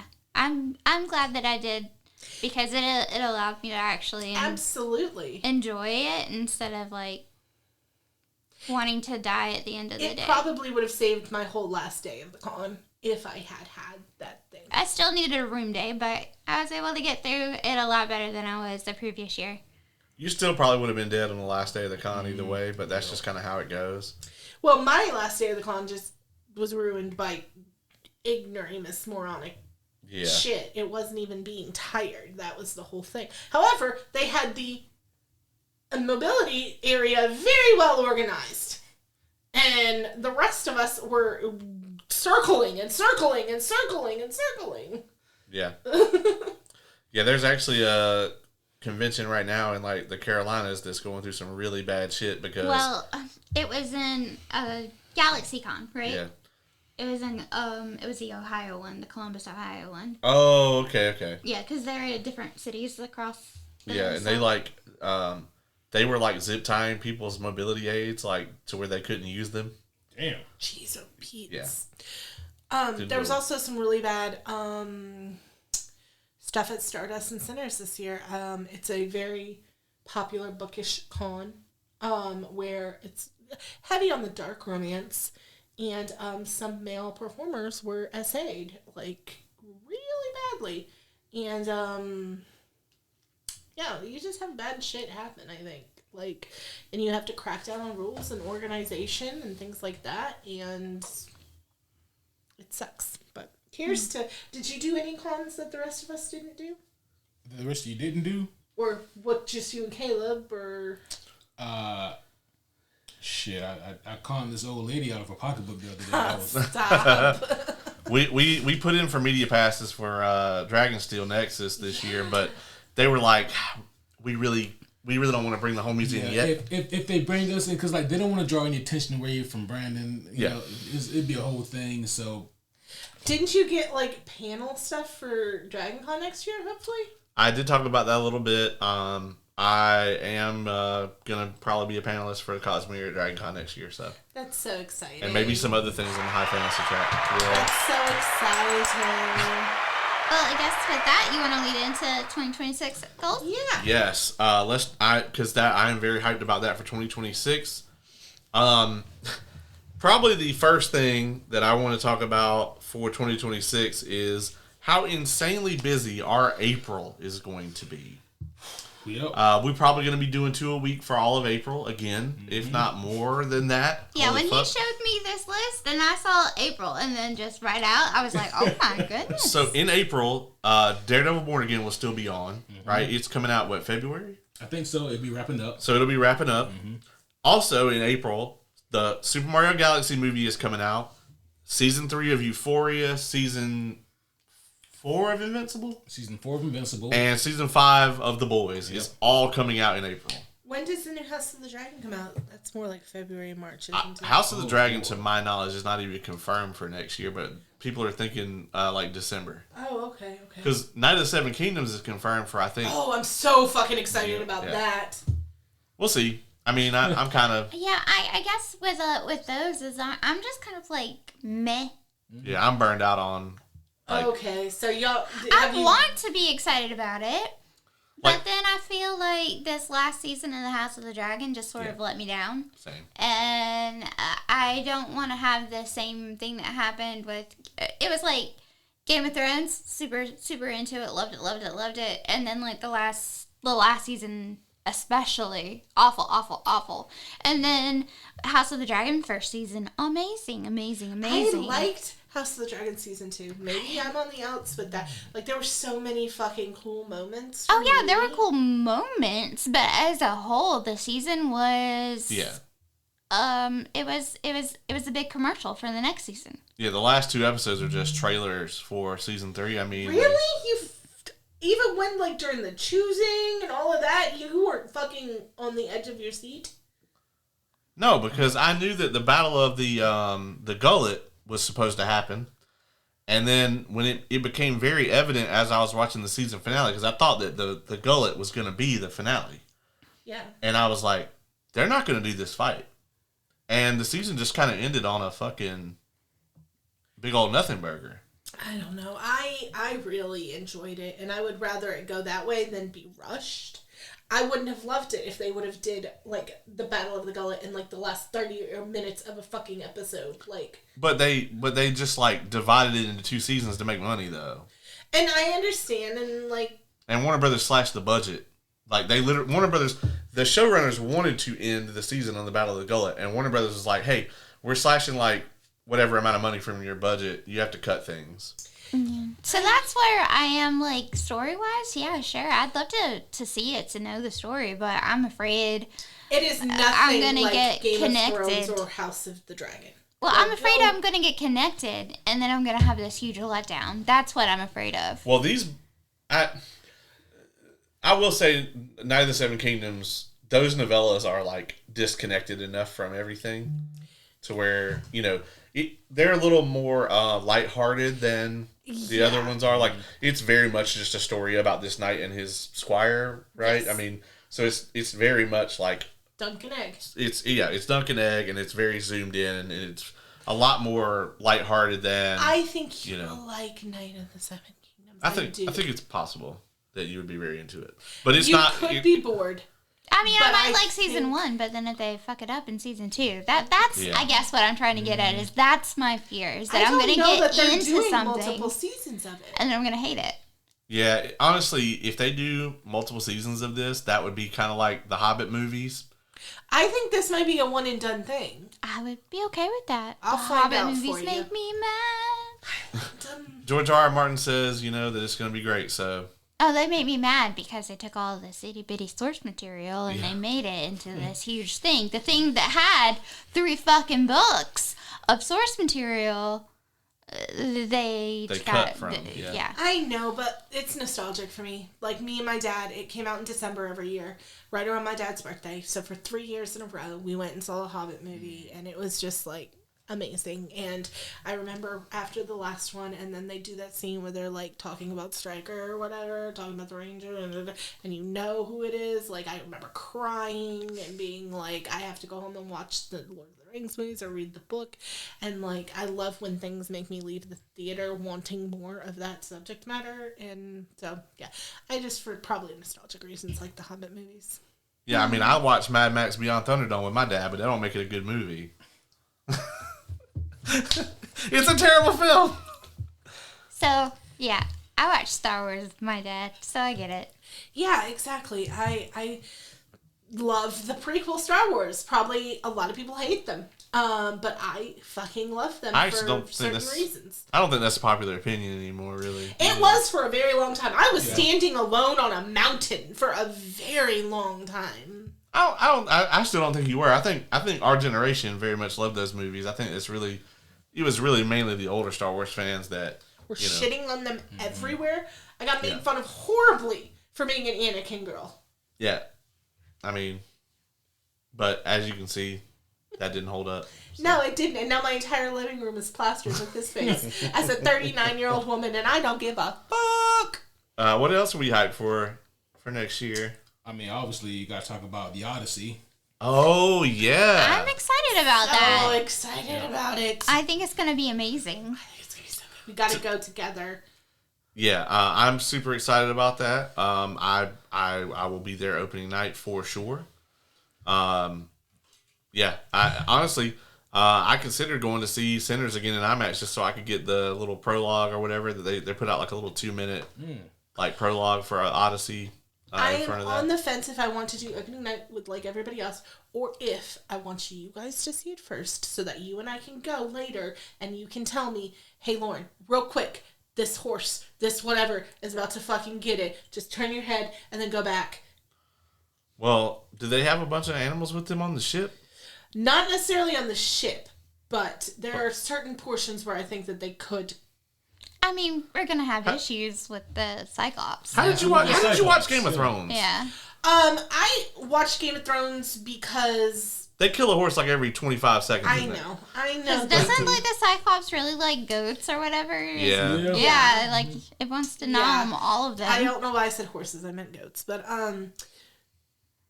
so Game of Thrones, I love and was passionate enough about the story that I really did like watch a lot for not even just the animals, but for other reasons too. A lot of that show was watched like this and like this and like a pillow and then like go back because I want the story and I want my favorite characters, but then I'm going back. You know what I mean? Especially in the latter season or like not the last season, but like in there in 3 and 4 at certain points, especially like when certain people were captive and like there was a lot of pillow hiding. So, yeah, I love the show because I love the books. I can read crazy shit in a Same. book. But you put it on a screen and you make it feel real. I sometimes struggle. Got it. I think the Odyssey will be, I'm looking excited at- about it. I think so. Oh, yeah. I think the I cast do want seems to like go. a really good cast. Oh, it's a crazy ensemble cast. Like, obviously anything Christopher Nolan I'm sold on. It's kind of like how, Larian is with video games. Like, I don't care what the movie is. He could make it about something I actually, hate, and I would be all for it. Like, You would watch Christopher Nolan Heated Rivalry. yeah, absolutely. I'm gonna tell you right now, he would make it the most incredible story that you ever saw. Like, and then at the end it would pan out, and the whole thing just was like in the guy's mind. It's what he was thinking about while he was getting a blowjob. Yeah, exactly, from a girl because he is still suppressing his sexuality. Yeah, exactly. Yeah. Yeah, that's actually the real the twist is like when they pan out, it's actually a chick there. Mm-hmm, exactly, and he's just never going to confess. Well, you hope she gives a little twist, Different strokes. Different what? Different strokes, literally. Okay. Yeah. I'll give you that one. Hey, I got one. It was a penis joke. You finally got one, and it was on hand jobs. I love it for you. Amazing. Speaking of hand jobs, Resident Evil Requiem. What does that have? Never mind. Is that the one where they're in space? No. This is a. I don't even know. This is the new Resident Evil game. Okay, I'm thinking of something else. Never mind. Yeah, they're going back to Raccoon City. Leon Kennedy is in it. We're super hyped about it. It's going to be something. And it comes out, I think, in March. I believe it does. Yeah, so it's not that far away. I'm super hyped for this one. It's hard to talk about video games that are going to come out in 2026 because video games get delayed so much. I know. And I want to say, but this one's right around the corner, but that doesn't mean anything. Is the new Star Wars one coming out in 26 or Hell no. Talking about Fate of the Old Republic? Yeah. If it comes out in a number in something that begins with 20 and then a 2, I'll be impressed. Oh, damn. I think 2029 is probably the earliest we'll see it. Wow. Yeah. And they're giving us a trailer? It's like the trailer's 15 seconds and it doesn't show anything other than random character that probably won't even be in the game, cutting on a lightsaber basically. So man, I'm new to the video game world, so I'm ready to be disappointed, I guess. now I was hyped for that trailer because Darth Revan's capital ship, the Leviathan, is actually in the background. That's the crashed ship in the trailer, and I yelled when I saw it. I was like, "That's motherfucking Darth Revan's ship. That's the Leviathan." But I'm pretty sure not everybody had that reaction, so... No, unfortunately. I have my niche things, and while there are certain Star Wars things I'm pretty good with, not all of it. I haven't read all the canon books. Oh, neither have nobody. I won't say nobody has, but neither have I. Holy shit. Heir to the Empire is the one you'd want to read anyway. If you're going to read any, Star Wars... novels or whatever, you want to read the original Thrawn trilogy. That's what the sequel trilogy should have been, basically. Ahsoka's is good. I read that one. And that's one was canon. good. Yeah. That's actually canon, yeah. I will say that it's more YA vibe, but it's good. I enjoyed it. A lot of the books that I read, though, that are Star Wars, they're not canon anymore, which just fucking sucks, because I read a lot of Han Solos. And they're not canon anymore, so. Well, I just screenshotted the Heir to the Empire stuff. So, maybe it'll make it into my 2026. Yeah, the original Thrawn trilogy by Timothy Zahn. Yes, that's what's there. Yeah, so good. Since we're talking about Star Wars, we actually have a Star Wars movie coming back to theaters this year. We have Mando and Grogu coming to theaters. So excited. In May, yeah. I am hoping this is the year Pedro Pascal revamps himself for me. Yeah. And it's really not on him. I didn't have any issue with him in Fantastic Four as a character. It's not his fault he gets killed so early in Last of Us 2. So this is the year of Pedro. Yeah, I mean, Pedro nails it in both roles. I mean, It's not on him. It's just two things he's in that I would never watch again. Yeah, I am concerned about this movie. I am hyped for it, but Why are you concerned? Well, because they haven't given me anything to be hype about. Like, I honestly watched the trailer and it didn't do anything for me. And I feel like at worst it's just going to feel like 2 hours of the TV show. And I don't know. I feel like they got to do something more than that. You know, they got to step it up. There needs to be a clear difference from I'm going to go to the theater and spend $20 to watch this to I could just stream this shit on Disney Plus. Like, there has to be a differentiator there. So Okay, they got to do something to make this an event, you know? Yeah, that's kind of where I'm at with it. It's not that I'm not looking forward to it. It's just that I don't see how this is going to be anything different from just an extended episode of the TV show. I mean, which is fine if I'm watching it on streaming, but like Caleb said, I'm going out to the theater and I'm paying, $20 or whatever to buy a ticket. And if it's just a really good episode of The Mandalorian, then I'm going to perceive it differently than if I watched it at home on my couch. Right. There's so much bad TV and movies out there. I would be happy with just a good episode of The Mandalorian on big screen. Yeah, but not if I'm paying $20 for it. I would pay to go watch previous seasons of The Mandalorian on the big screen. I think I just do it for free. It's different when Star you Wars get in the theater theaters. experience. It's different. Star Wars is made for the theater, for sure.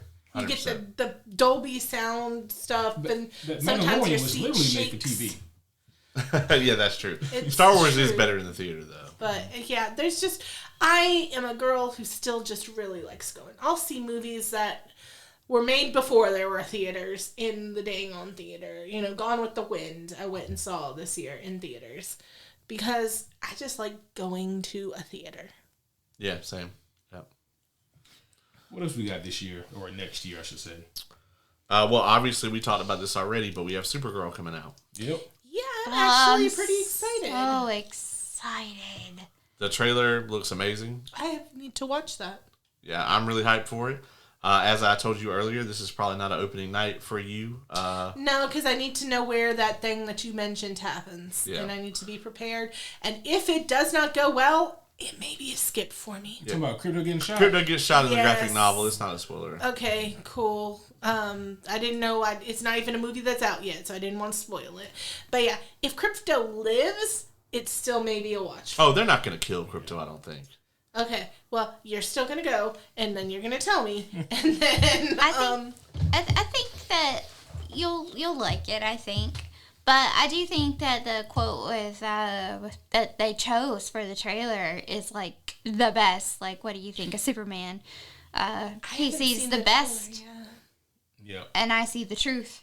Yeah, like I love that's going to be like that's a good little line for that's a good hook. And for I haven't even seen summing it up of like the difference. It's not gonna be the same vibe as Superman. No, a little darker maybe. I think Ruthie should have replied with, I just asked about Superman. I didn't ask. I asked you about you, yeah. Man, in her little proper way. wouldn't that just be a great way? Yeah, her overly spoken, overly heavily dialogued way. In my most presumptuous manner, Miss Cara, I did not ask you at all about the preferences for which you have for yourself. However, I do thoroughly think that, that's the way she talks. That is the way she talks. You did that so well. Wouldn't it be a great way if they ever introduced Darkseid in the DCU? That'd be like, that's how you introduce him. They just have Crypto fly up and he just, Oh my God. No. I would not be able to watch that movie. How dare you put that into the universe? How dare you? That is awful. James Gunn. I know you watched the show. Listen up. So I guess in 2026, the things I'm kind of looking forward to is last year I did a lot of out stuff. Like I went to a lot of events that were not local. So this year I'm trying to focus more so on doing things more on a home front, and I kind of want to see what I can get into that is here. Yeah, you've been booked and busy this year. I have some things for you that Tiffany and Deneen and I are planning 2 to 3 things coming up. And then, of course, the Grovetown Market that I'm trying to help Cheyenne with. Yeah.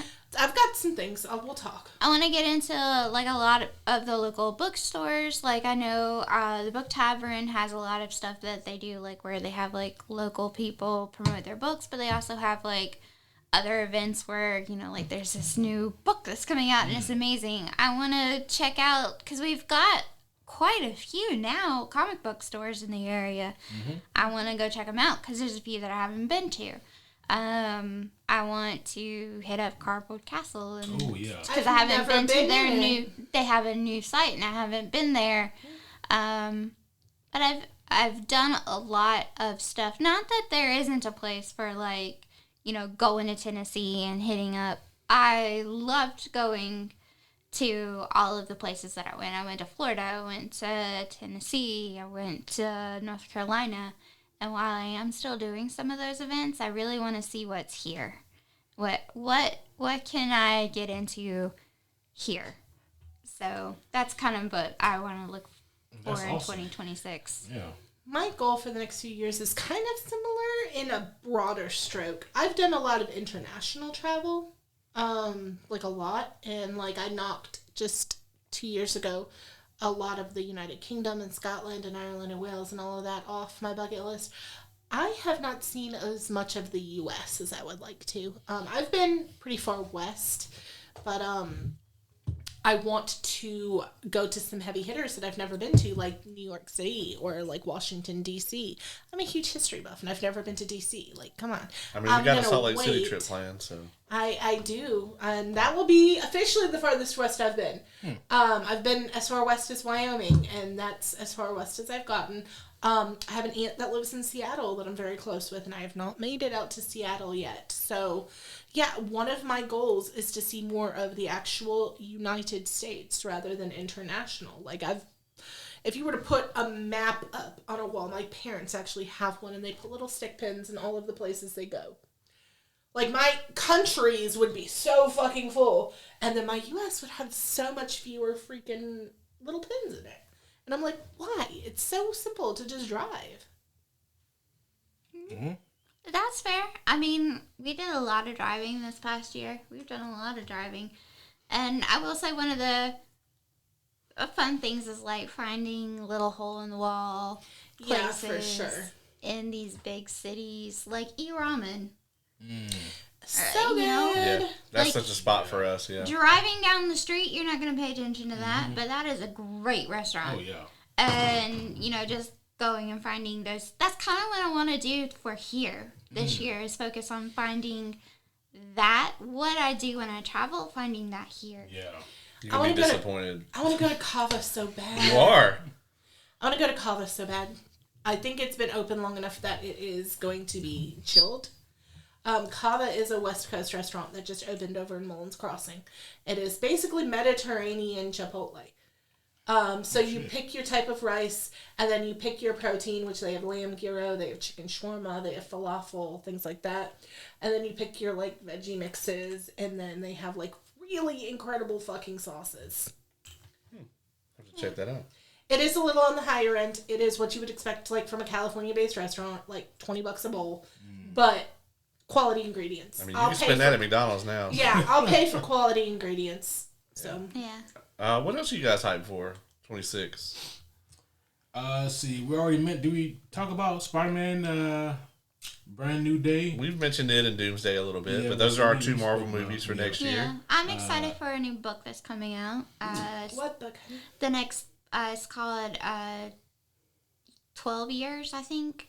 It's the next book in the Jim Butcher's Harry Dresden series. Oh, nice. We get a new Black Dagger Brotherhood book next year. I think it's number 31 or something like that. And I'm very much looking forward to that story, as well as I really, really enjoyed Shield of Sparrows this year. That was good. The second book comes out in the spring. Good. And I am very hype about that because, honestly, that was in my top 5 this year. I read that immediately after Emberdark, and I was like, reading it in like a day and a half on vacation. It was so freaking good to me, but totally different vibes. So once again, that's why I really want to go back and reread Ember Dark. It was great. I loved it. Speaking of rereads, I don't know if I've talked to you about this, Ace, Ooh, but yes. we have a group of about 7 people so far that are going to be reading Way of Kings in January. So Yeah, we're going to try to do like a read through throughout the year. I said 1 book a month, but then he said, nah, some people can't do a book a month for this. Not a Stormlight book. Yeah, exactly. So we'll just go, and when everybody's done with one, we'll move on to the next one. Yep. We're going to book club. Yeah. Well, Way of Kings might be a quarter read. For, Yeah, it's a book club. You want to join our book club? Our Stormlight. Some people are reading it for the first time. Some people are rereading it. Yeah. So so everybody in this room except for you is reading it again.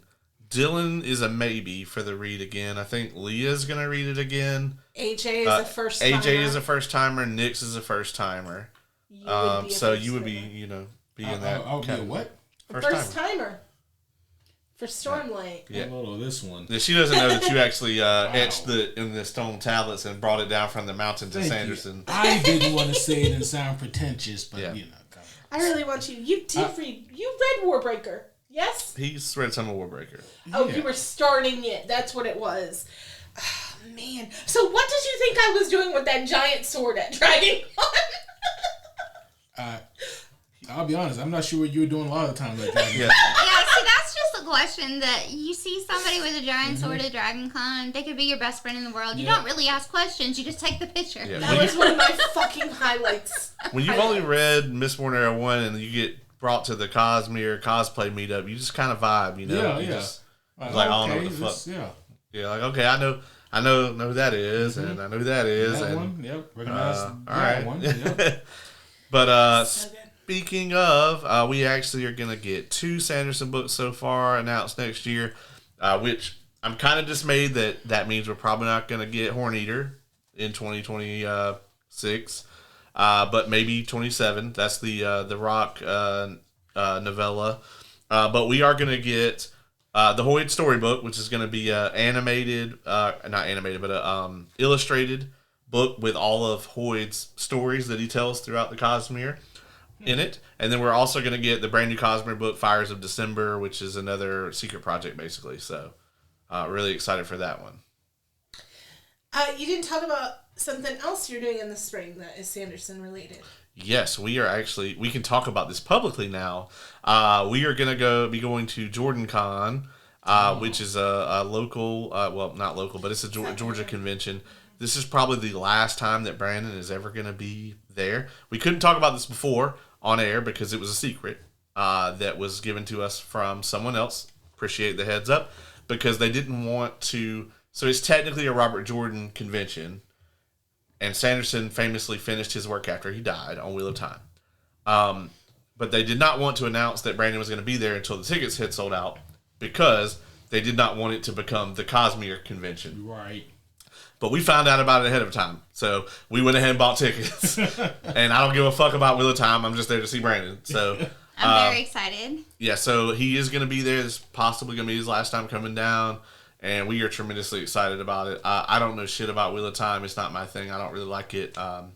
And there's a very big chunk of the fandom that would hate me for that. But they just can be mad. Yeah, don't get jumped when you go over here, dog. It'll be okay. I can fight those nerds. Okay. Yeah. You fucking nerd. Yeah, they're not gonna throw hands. They're just gonna like go on like Discord and tag me in it. You know? Okay, yeah. Actually. You're gonna downvote the podcast into oblivion, and I'll be like, "What the fuck happened?" Yeah, they're gonna leave us a bunch of 0-star reviews or whatever. My algorithm. Yeah. I'm super bummed about missing that. But sometimes in life you got to make choices, and that was a choice that I had to make. So That's true. It is what it is. Yeah. It is testing time, SAT testing time, and statewide board testing time, and Well, you know what? When we go to Dragonsteel, it's gonna be something else. So, my feed this year during that time, I had to just kind of not get on Instagram for a bit because it was fucking with me. Like, Yeah, he had some big feels. yeah, mainly because like most of the content creators I follow on Instagram, my algorithm on Instagram is pretty straightforward. It's Cosmere and then, science. And, like, all of the content creators that I follow were all there. I like Ace trying to figure out what science is. Yeah. And all of the Cosmere people I follow were there. Like, Bookborn was there, and, like, all of the 17th Shard people, and, like, Cosmere Junkie, and, like, all of them. And my feed was just nothing but that. And that had to be hard. it was really difficult because I could remember exactly what it was like to be there, and it was just tremendous. I get that way about certain things of places I've lived. So, like, I can get that way about Frontier Days. I can get that way about the Kentucky Derby sometimes. And I can get that way, actually, about Oktoberfest. Just because I've lived in these places, I've gone to these things, I've experienced it and know what a community they are and stuff like that. And it's like, you get a little bit of FOMO. You're like, fuck it, I wish I was there. Yeah. Remember how awesome and fun that was. Yeah, so we're gonna go back. It's just it was a crazy thing to like see, and just kind of had to be like, damn, it really makes me wish I was there. Even though I really don't care about the Tailored Realities book that they released this year because it's not Cosmere, but I've heard it's quite good. I plan to read it at some point. So. Well, hey, we are 3 hours and 20 minutes deep. Yep. Time to pull out. We had a lot to talk about this year. A lot happened this year. We had a lot happen this year. Hoping for some more superhero stuff next year. We had a good bit this year. But yeah, I do think they were slated to get a lot more next year. Yeah. We got 2 DC movies, 2 Clayface. Marvel. Yep. Yeah, we got Clayface and Supergirl. Mm-hmm. I'm sorry, I giggled because Clayface just made me think about the Izakai Clayface. Oh no. No. That's just Michael Jackson. And I just can't. It's so funny. I see a vein popping in Ace's forehead right now. God, that show had been like deleted from my memory bank. You're welcome. That Clayface movie is going to be like straight up body horror, I think. I hope so. Yeah. It's gonna be good. I probably won't watch that one. Probably not, but I will enjoy this, I think. Yeah. That's Be good happy for you. me. I am, and I can fully see. I'm the type of person that like I can be like, oh, I bet you that's good. You enjoy the fuck out of that. Mm-hmm. It's not for me. Yeah, same. Yeah. But you enjoy that. Yes. But no, the superhero content for next year looks to be pretty stacked. I mean, everything I can see being anywhere from good to excellent. It's all going to depend on the delivery and if they can stick the superhero landing. But right now, all of the superhero content, again, it has the potential to be something really good. Finally getting Lanterns 11 years after it was announced. Yeah, they even dropped a little teaser for that. Yeah. Yeah, so we got to see our new Hal Jordan and Jon Stewart finally. So I'm hoping that that's going to be everything that I've wanted it to be. At this point, there's a lot that they have to live up to, but I can't wait for it. I'm a Green Lantern kind of guy. Do we have anything in closing before we wrap up? Any final thoughts, feelings, emotions? What was everyone's highlight of? If you could just name one thing, it could be anything: book, movie, anything, a feeling, a con, and anything of the year. I met Tinkerbell. Yes, And that was a great moment. that is a fantastic moment. Yeah, so I was a vendor, and a very old lady, came by my booth and was admiring my stuff, and I was like, oh wow, this is really nice, thank you. And then she wanders away, and then her handler told me who she was. It was the Margaret Carey. Yeah, Margaret Carey. She was the model for Tinkerbell from Peter Pan. Wow. Like That's the so original model. Freaking cool. And she came back. I ran after her. I was like, you cannot be who she just said that you are. And I got to meet her and got a picture with her, and she was amazing. It was a very unexpected moment because she wasn't a guest at the convention. She was just there. Just there. She was like 90, right? Yeah, she's 90. That's great. She was getting it for Man, 90. Yeah. Yeah. If I'm moving around like that at 90, My papa still walks. He's 89. He still walks in here in Augusta 5 miles every morning in the neighborhood that he lives in. That's probably why. Yeah. Yeah. So I think that was my highlight of the year. I want to keep that happy for that feeling of like happy. I would like that to be in 2026, please. I love that for you. The highlight for me, I'm actually probably gonna say I had a lot of fun this year, a lot of great shit this year. But the highlight for me, I'm probably gonna say it's probably Doomsday Clock.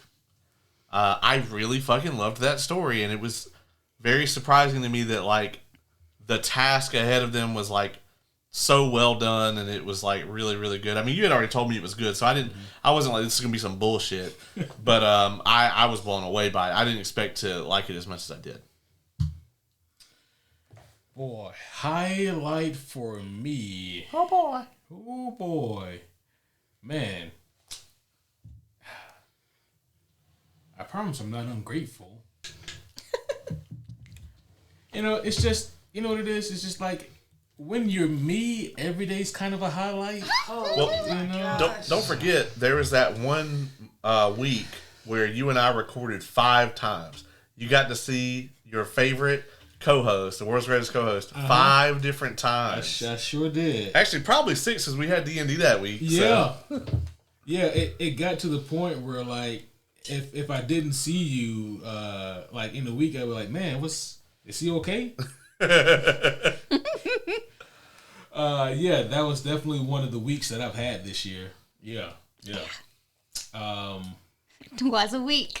It's one of the weeks of all time. Yeah, one of the weeks of all time. What were you, Lauren?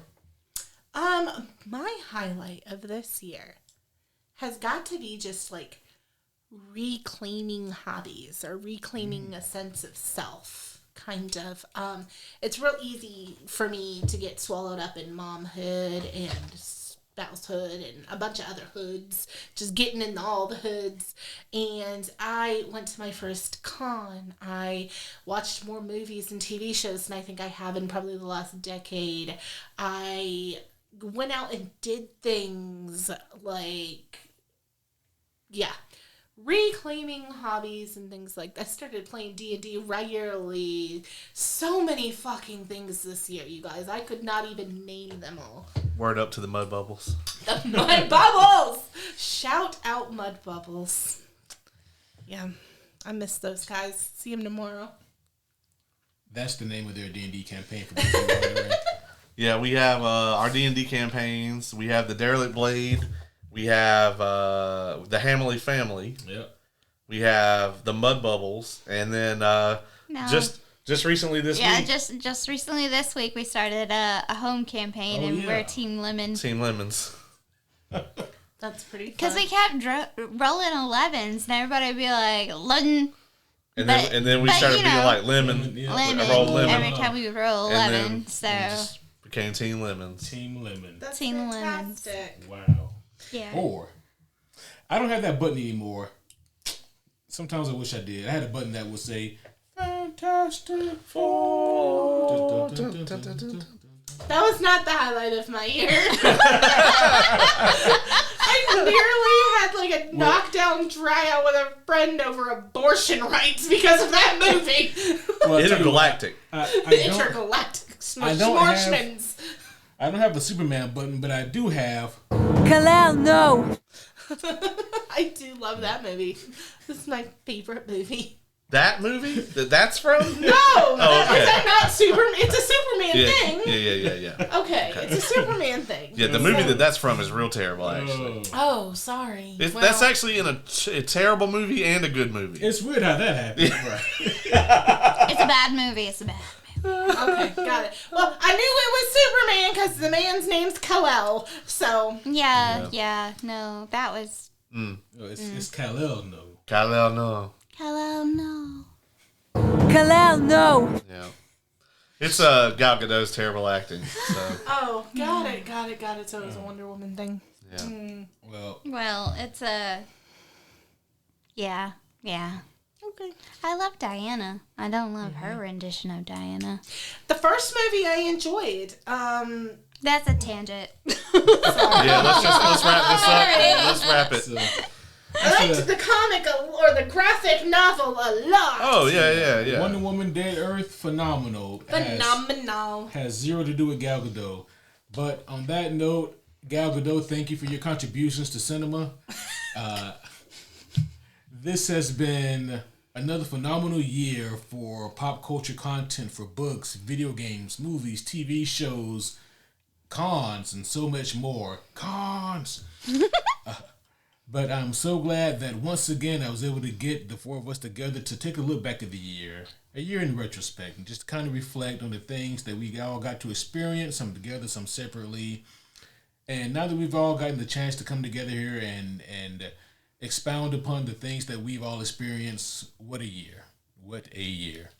And I can only hope that next year we'll have even more and even cooler stuff to talk about and break down and to fanboy and fangirl over. Can only hope. And I think that there's a good chance that'll happen. Yeah. Yeah, I agree. I think that there's a good chance. Well, that's going to be all for this one. But homies, we'll still be back. There's always more to come. This is like the WWE. There is no off season. That's right. We got the Homie Awards right around the corner. Absolutely. I'm excited. Yes. We're gonna dress up in our very best, whatever that may be. And gonna hire an orchestra and everything. It'll be fun. It's going to be lovely. Yeah, I went ahead.